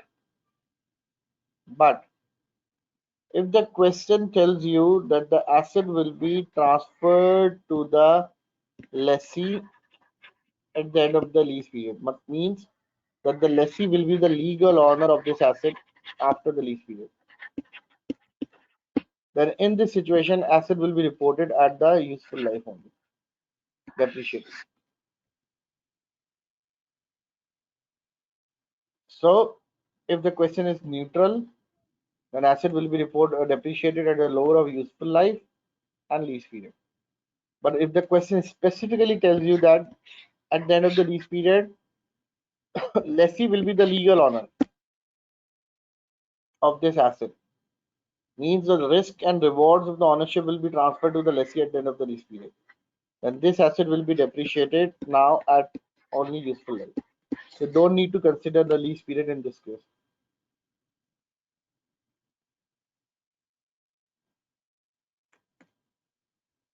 What about the initial deposit? You have to capitalize. Do remember this point. Initial deposits are capitalized in case of assets. So this initial deposit is related to the asset, so it should be capitalized. So that's why we have added it should not be deducted from the present value of the lease payment. Discuss operating and finance loss. Operating and finance lease is obsoleted.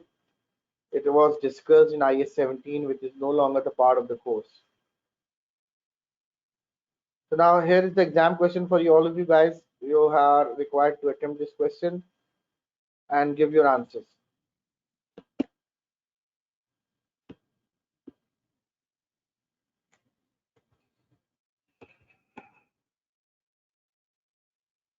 You have 1 minute to solve this.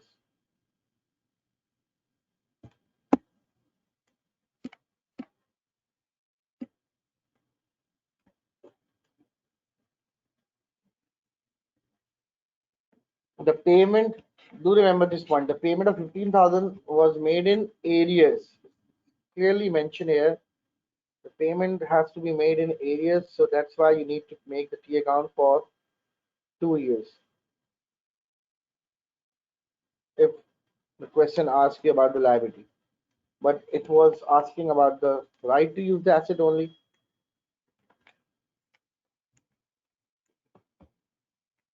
The right to use the asset will be debited by 100,650,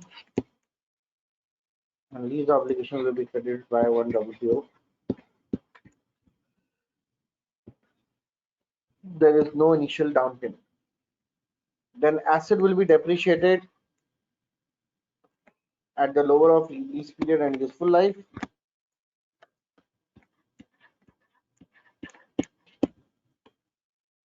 Now the question says that the present value of the lease payment was estimated to be 100 at inception and the rate of the interest is 8%. Both the lease terms and the plant useful life was 10 years. So it should be divided by 10. So the 100,065 will be the depreciation for the whole year. And as we have acquired the asset on 1st April, so you need to apportion this depreciation over the period from January, March, April, May, June, July, August, September, October, November, December. Into 9 months. So the depreciation will be 7548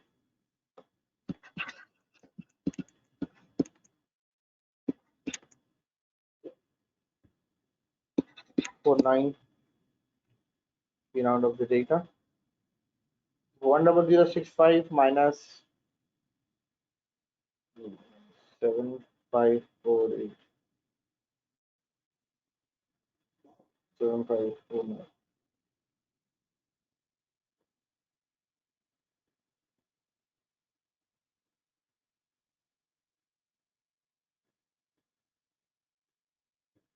So they are talking about the income statement figure. The depreciation will be 7549. So the answer will be C.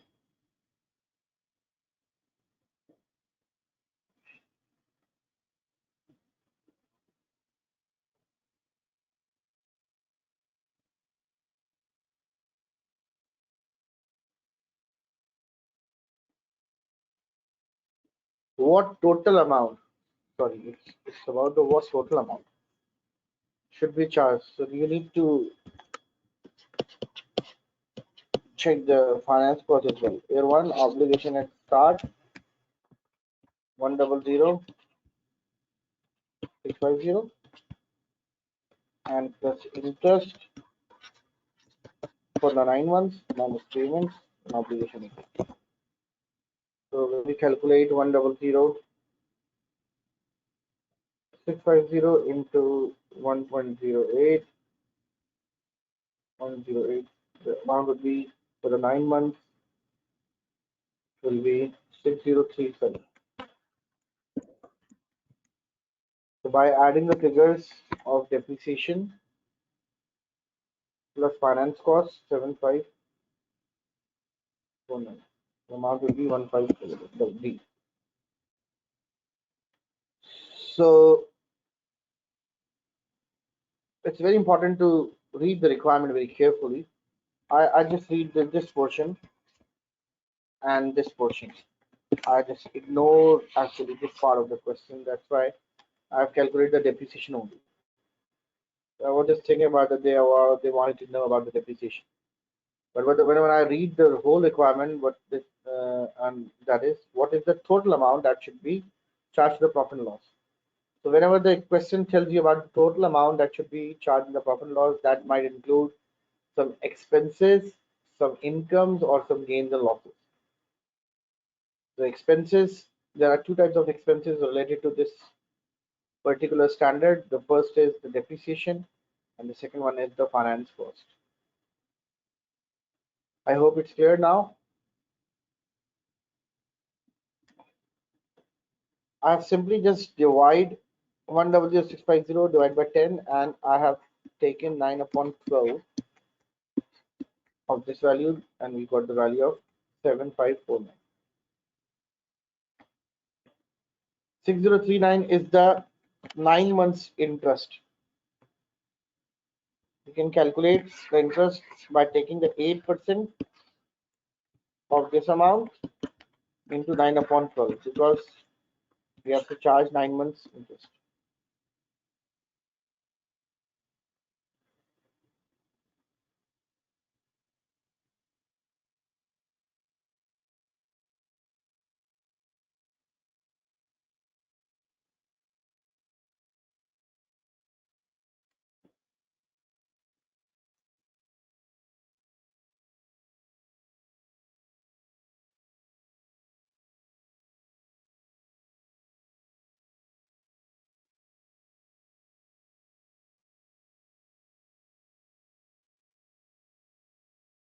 Now, one more question for you guys.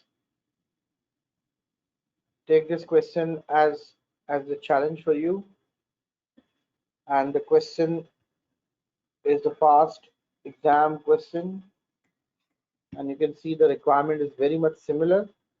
What is the total charge to the statement of profit and loss? So you are required to solve this one.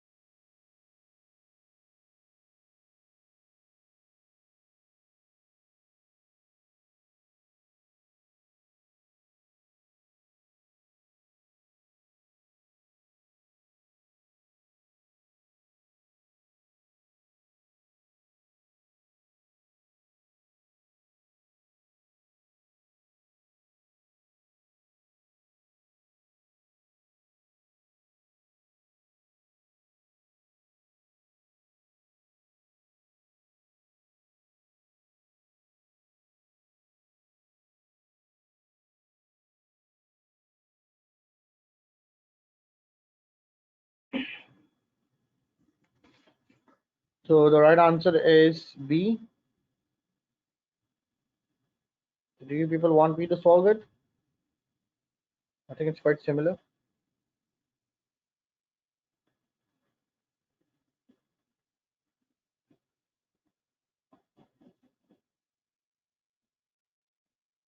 So these are the questions which are doing practice in these slides are, according to the examiner, are the most difficult questions from the student's point of view. That mostly students have done these questions and attempted these questions wrongly.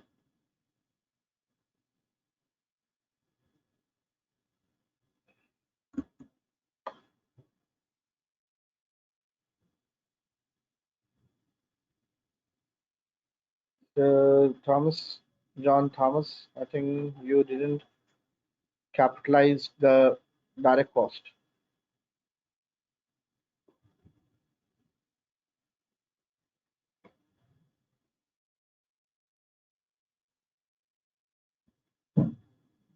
Amortized, actually, these liabilities also a financial liability. So when we are talking about the amortization table and the amortized cost, these treatments are similar.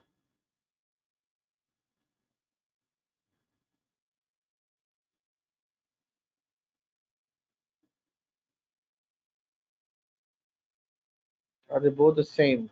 Yes, both are same, but they are dealt with the different accounting standards, but the treatments are very much similar.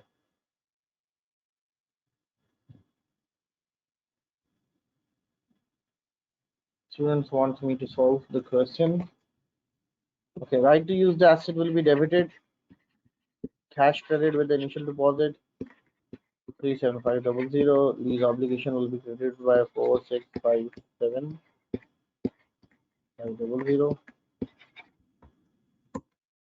and asset will be recognized at 4657500 plus 37500. It will be 469,500. So the depreciation of the asset will be based at 469,500 divided by the useful life, which is 8 years, and from 1st July till the year end is June. So 469,500 divided by 8, got the value of 586,875 for the depreciation. For the amortization table, first you need to make the obligation at start, which is 4657500, plus interest will be charged at 6% for the whole year. So when we take the full value of 4657500 plus interest of 0.06, the amount will be 279.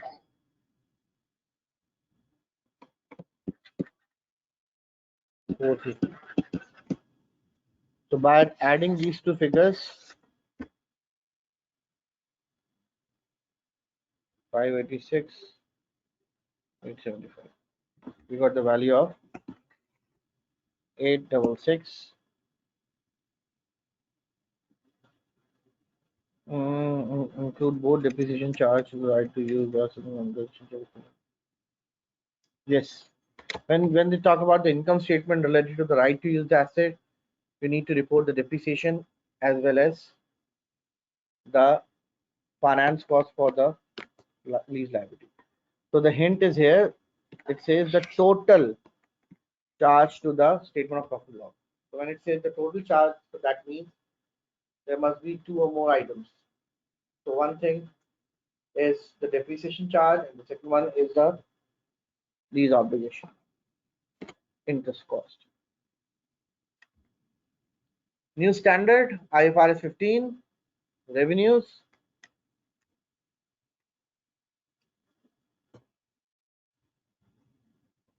Amortization Amortization charge, yes, is the interest cost, yes.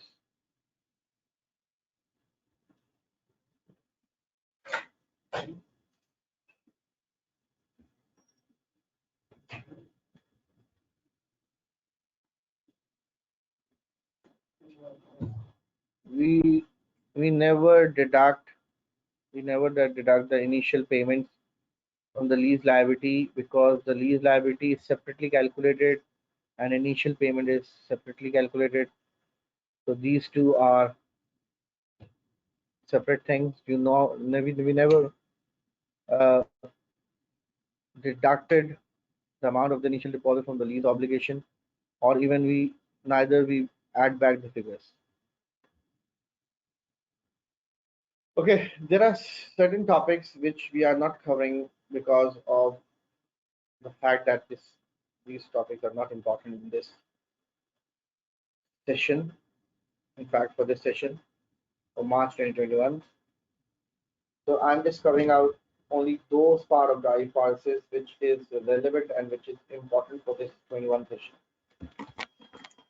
So let's move on towards the next point, that is IFRS 15. IFRS 15 is about the revenue from the contracts with the customers. Uh, it tells us that all types of revenue contracts should be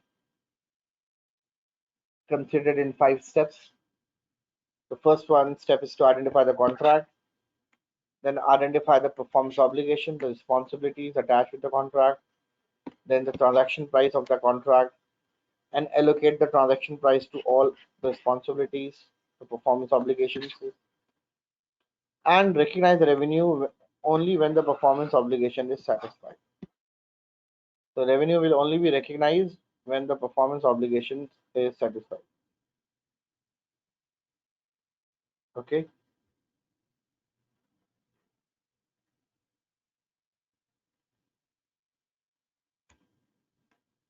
So there are cases related to the IFRS 15. So first case is about the financing element. Financing element means if there is a cash transaction and if it is a credit transaction.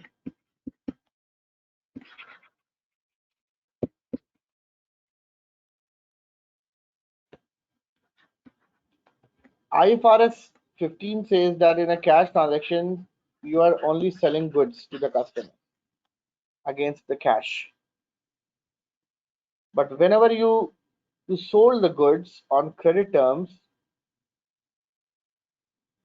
then there are two types of transactions hidden in this particular transaction. The first one is the sale of the goods, and you are also selling your service, and the service is the credit facility. Service is the credit facility. So in the cash transactions, only the goods are sold, but in the credit transactions, you actually sold two types of items. The first one is the goods, second one is the services. IFRS 15 says that these are two performance obligations separate. So the performance obligation of the goods will be recognized when we transfer the goods to the customer, and the performance obligation of the service will be recognized only when you provide the service. So if there is a credit transaction, first of all, you need to calculate the value of the goods and the services. So how we calculate the value of the goods? The value of the goods is the present value of future cash flows. So whatever amount that you are going to receive in present value terms will be your value of the goods, and the difference between the transaction price and the present value will be the value of the service.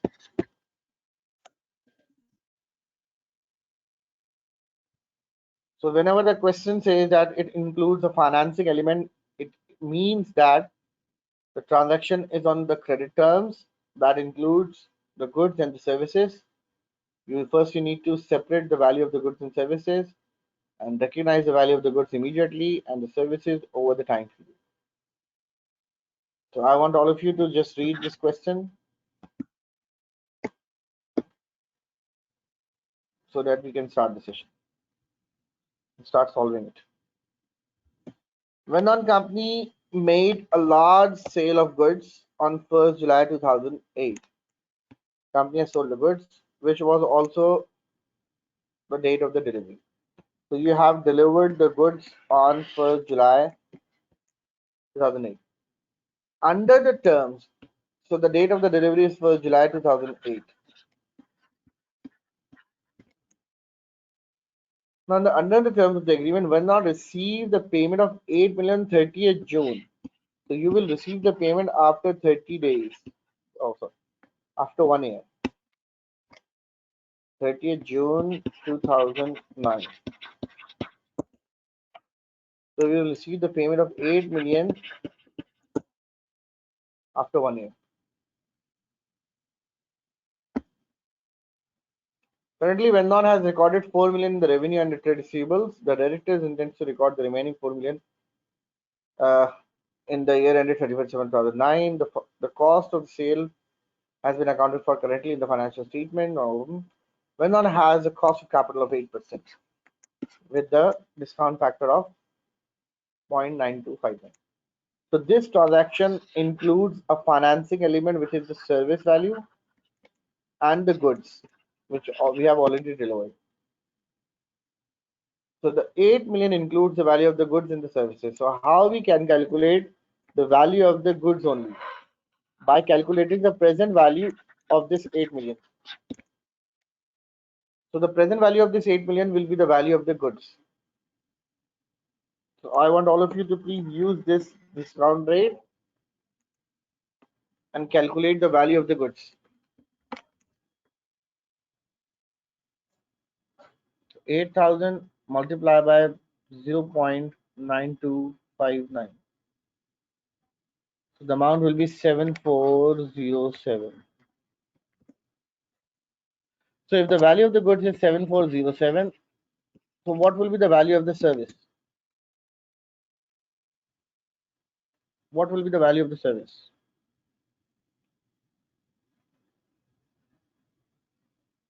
It will be 592.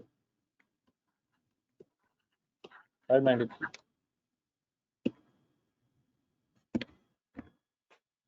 Very good. So what accounting entry we can make on 1st July? What accounting entry we can make on 1st July? When we have delivered the whole goods, but we haven't received any single amount of cash.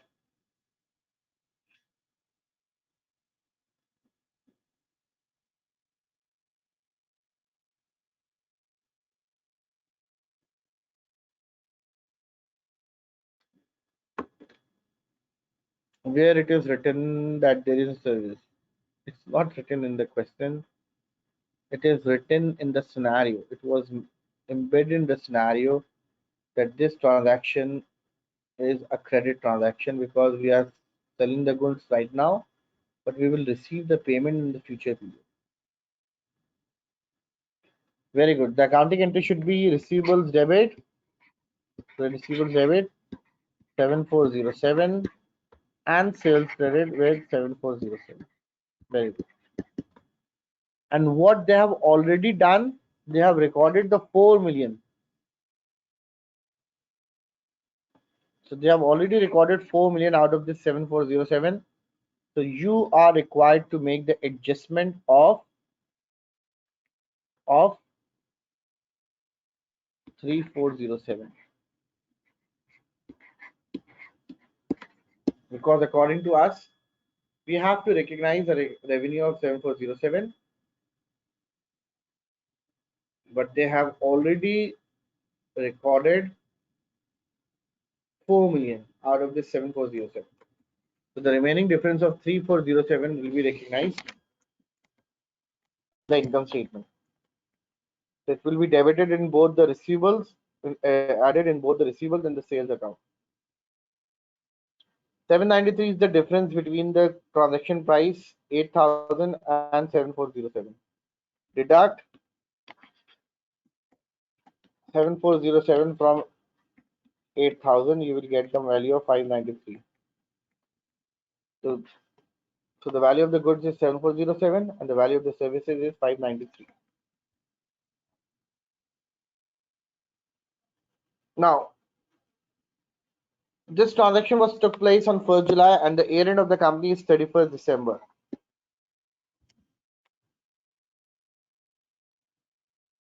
So the value of the whole year service is 953 and till the year end you have delivered the 6 month service. So you need to record the 6 months service revenue. So the accounting entry will be at the year end receivables debit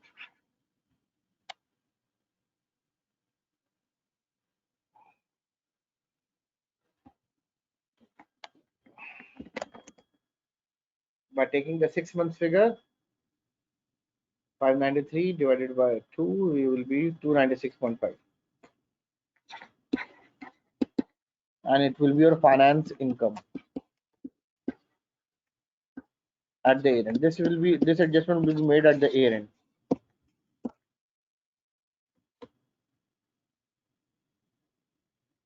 Yes. In a very technical terms, you can say that 593 is the timing difference that could be unwound. You're right.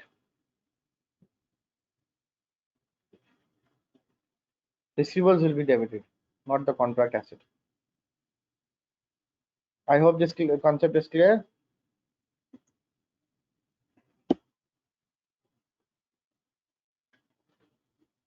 Yeah, finance income will be recorded separately.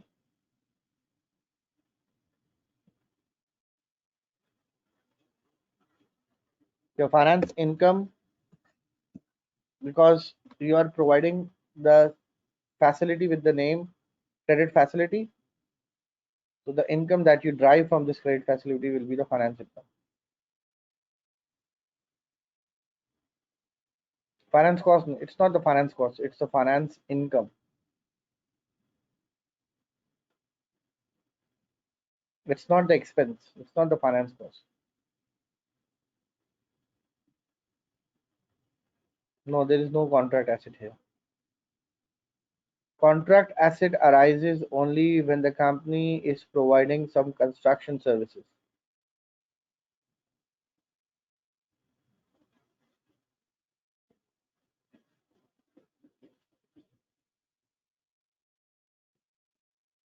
Why we not considered 593 is actually the service income for the whole year.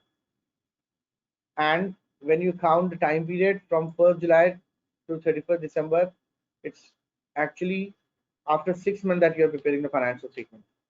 So that's why we have proportionated the income of 593 into 6 months.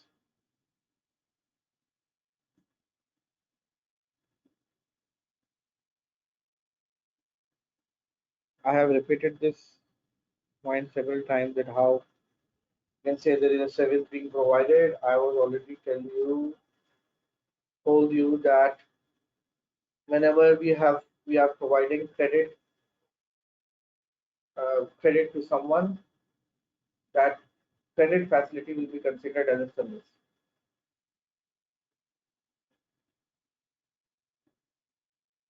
Just if you don't believe on me, just go and buy a car from a showroom and ask them to give you the car on the credit terms.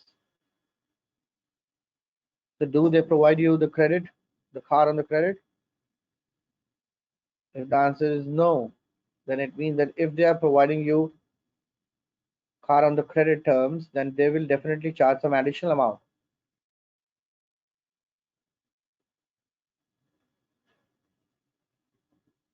So that's a clear difference between the transaction on cash terms and on credit terms. So whenever someone is providing you the credit of more than 1 year or approximately 1 year, then they will definitely charge some extra amount. And that amount will be considered as a income from the credit facility.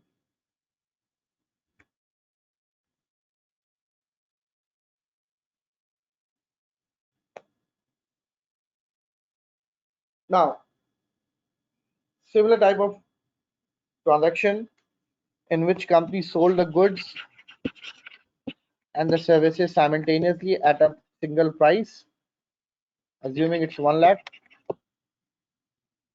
So what you need to do is to calculate the standalone price of the goods and a standalone price of the services in order to unbundle the price. So suppose company has sold goods and services at a price of 100,000, and goods in isolation will be sold at a value of, assuming 60,000, and services will be sold at a value of 40,000. So the total value will be 1 lakh. So 60% is the value of the goods, 40% the value of the services. So how we can separate the value of the goods and services from this 1 lakh? So 60% is the value of the goods through from the standalone selling price, and 40% is the value of the service. So whenever you will be having a question in which the company is selling the goods and services in a single price, you need to separate the value of the goods and services and then record the value of the goods when the goods was delivered, and similarly the value of the service when the services was delivered. So I want all of you to attempt this question.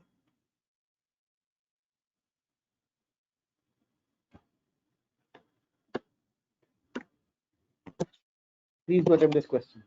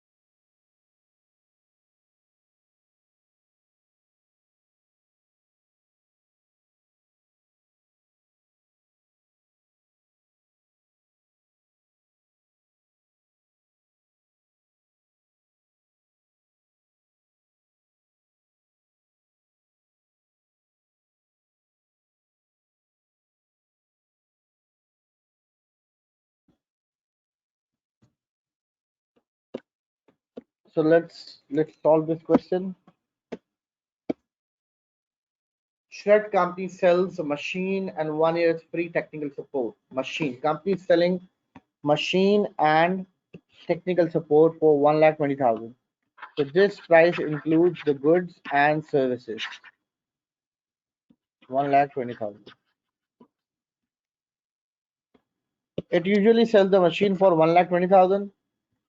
So usually companies sold the machine separately for 1,20,000 and does not sell the technical support for this machine as a standalone product. Other support services offered by the shared company attracts a markup of 50%. It is expected to be that the technical support will cost 20,000. If the cost price of the service is 20,000 and the markup is 50%, what will be the selling price?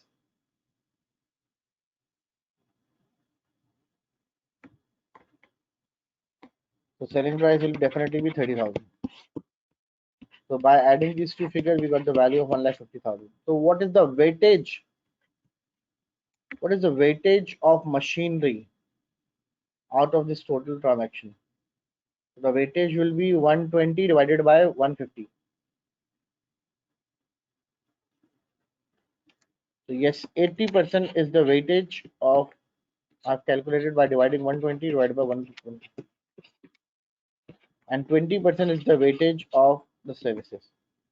So out of this 1,20,000, which is the value of the goods and services, 80% is the weightage of the goods and 20% is the weightage of service.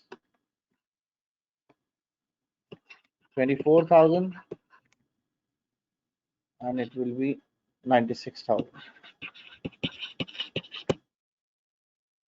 So how should the transaction price be allocated between the machinery and the technical support? So this is how we do the separation of the goods and services. Yeah, you can use the unitary material price as well. That's not a problem.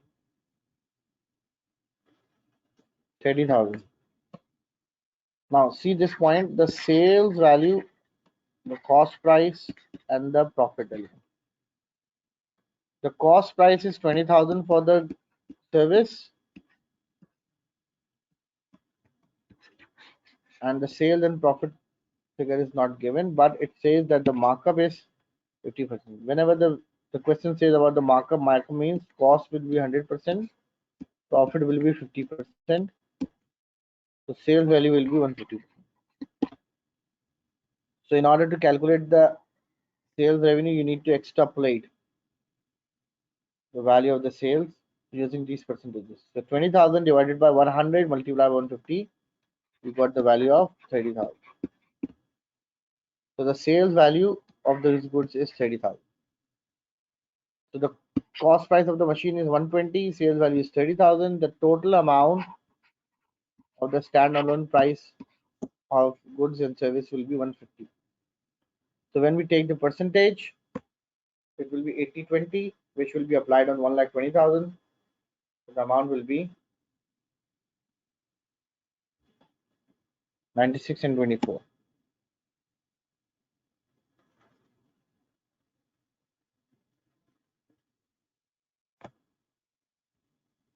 Yeah, I will open the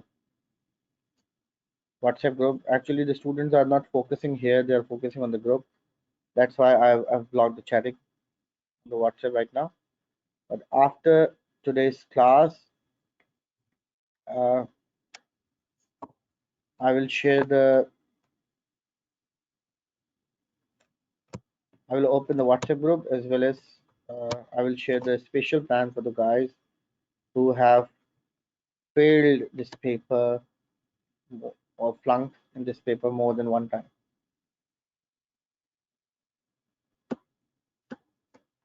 Now, what do you think should be the accounting entry for this transaction? We have calculated 96,000 for the goods and 24,000 for the service. If you have received all the payment in advance, the accounting entry will be cash will be debited by 1,20,000.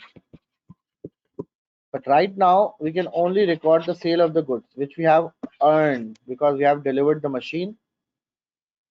So we have earned 96,000 from the sale of the machine. But we have not yet earned this 24,000 at the start of the period. So this will be recognized as a deferred income. So do remember this point: whenever the company has received the full amount in advance and not yet earned the amount, then this will be recognized as deferred income, and it will be amortized over the period in which you have earned that income.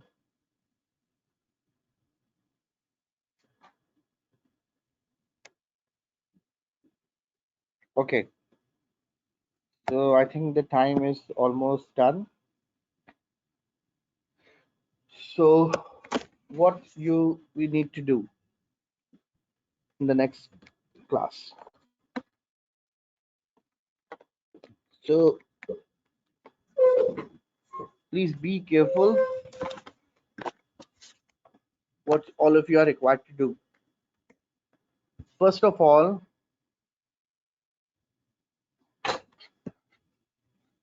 you have to attempt the practice handout of day 2.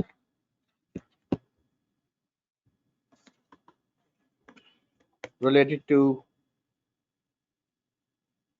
yeah, IFRS 15 is not yet covered. And day one, tomorrow we will be focusing on first completing the IFRS 15 area. Then we will work on financial instruments, IS 12 and IS 21, foreign currency.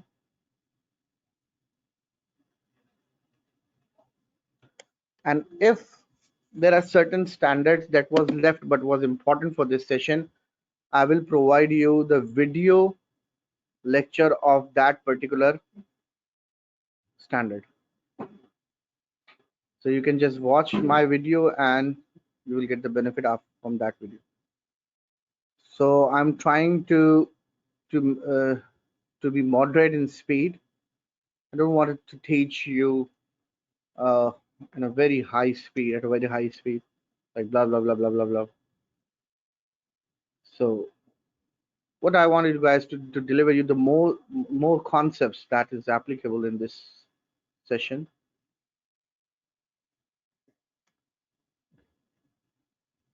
So we do the consolidation. As we have already discussed,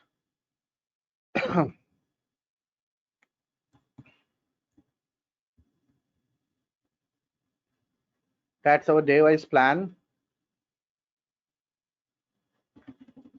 Check this point. Right now we are in day 2, and tomorrow in day 3 we will cover the final accounts as well as some of the standards as I have committed. On day 4 we'll be discussing on the consolidation, and day 5 will be based on ratios.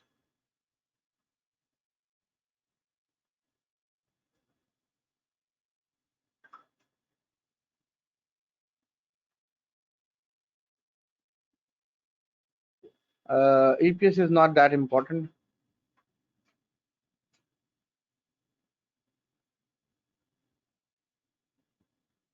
Is interpretation marks scoreable?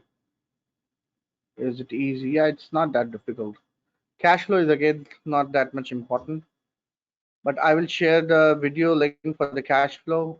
If someone wanted to revise the cash flow topic, I will share the video on the WhatsApp group. Please, if there are students who haven't joined the WhatsApp group up till now, please, yeah, deferred tax is important. You will cover the deferred tax in the next class. Okay. So one handout that you must have should be the practice question handout of day 1 and day 2. That's day 2 handout. So you only need to attempt the standards which we have covered. Like you are required to attempt the questions from IFRS 16 and IFRS 15.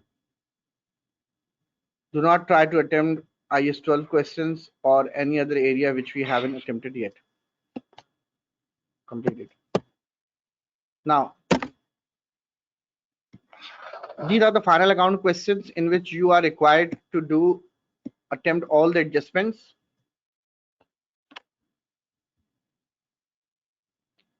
of the standards which we have already done. Like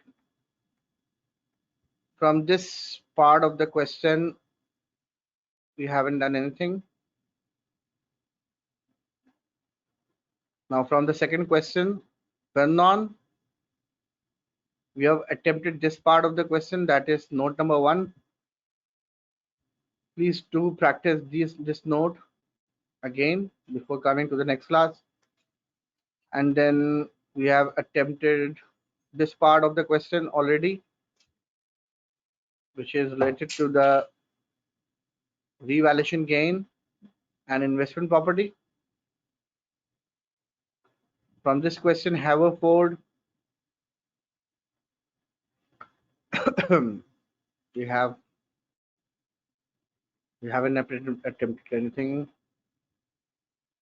From this part, triage, yes. All of you are required to attempt this part of the question, which is bold. that is related to the non-current asset. I think we have covered this part as well in the slides.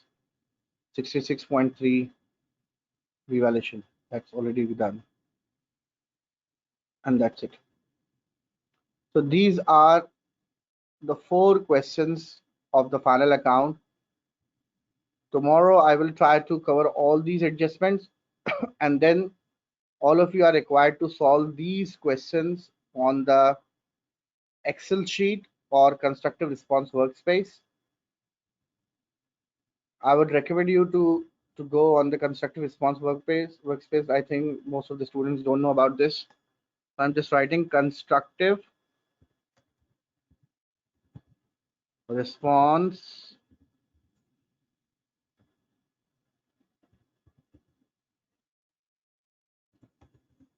workspace and you will find the specimen exam, CB specimen exam. So click on the first link and go for the constructive response workspace area. So when you click on this link, there will be a window of Pearson view. It shows some initial instructions.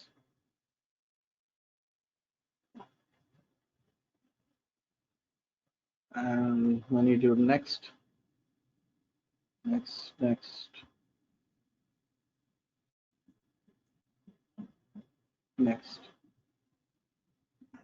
So one of the reasons for the failure of the student is that they do practice on the notebooks, but they do not do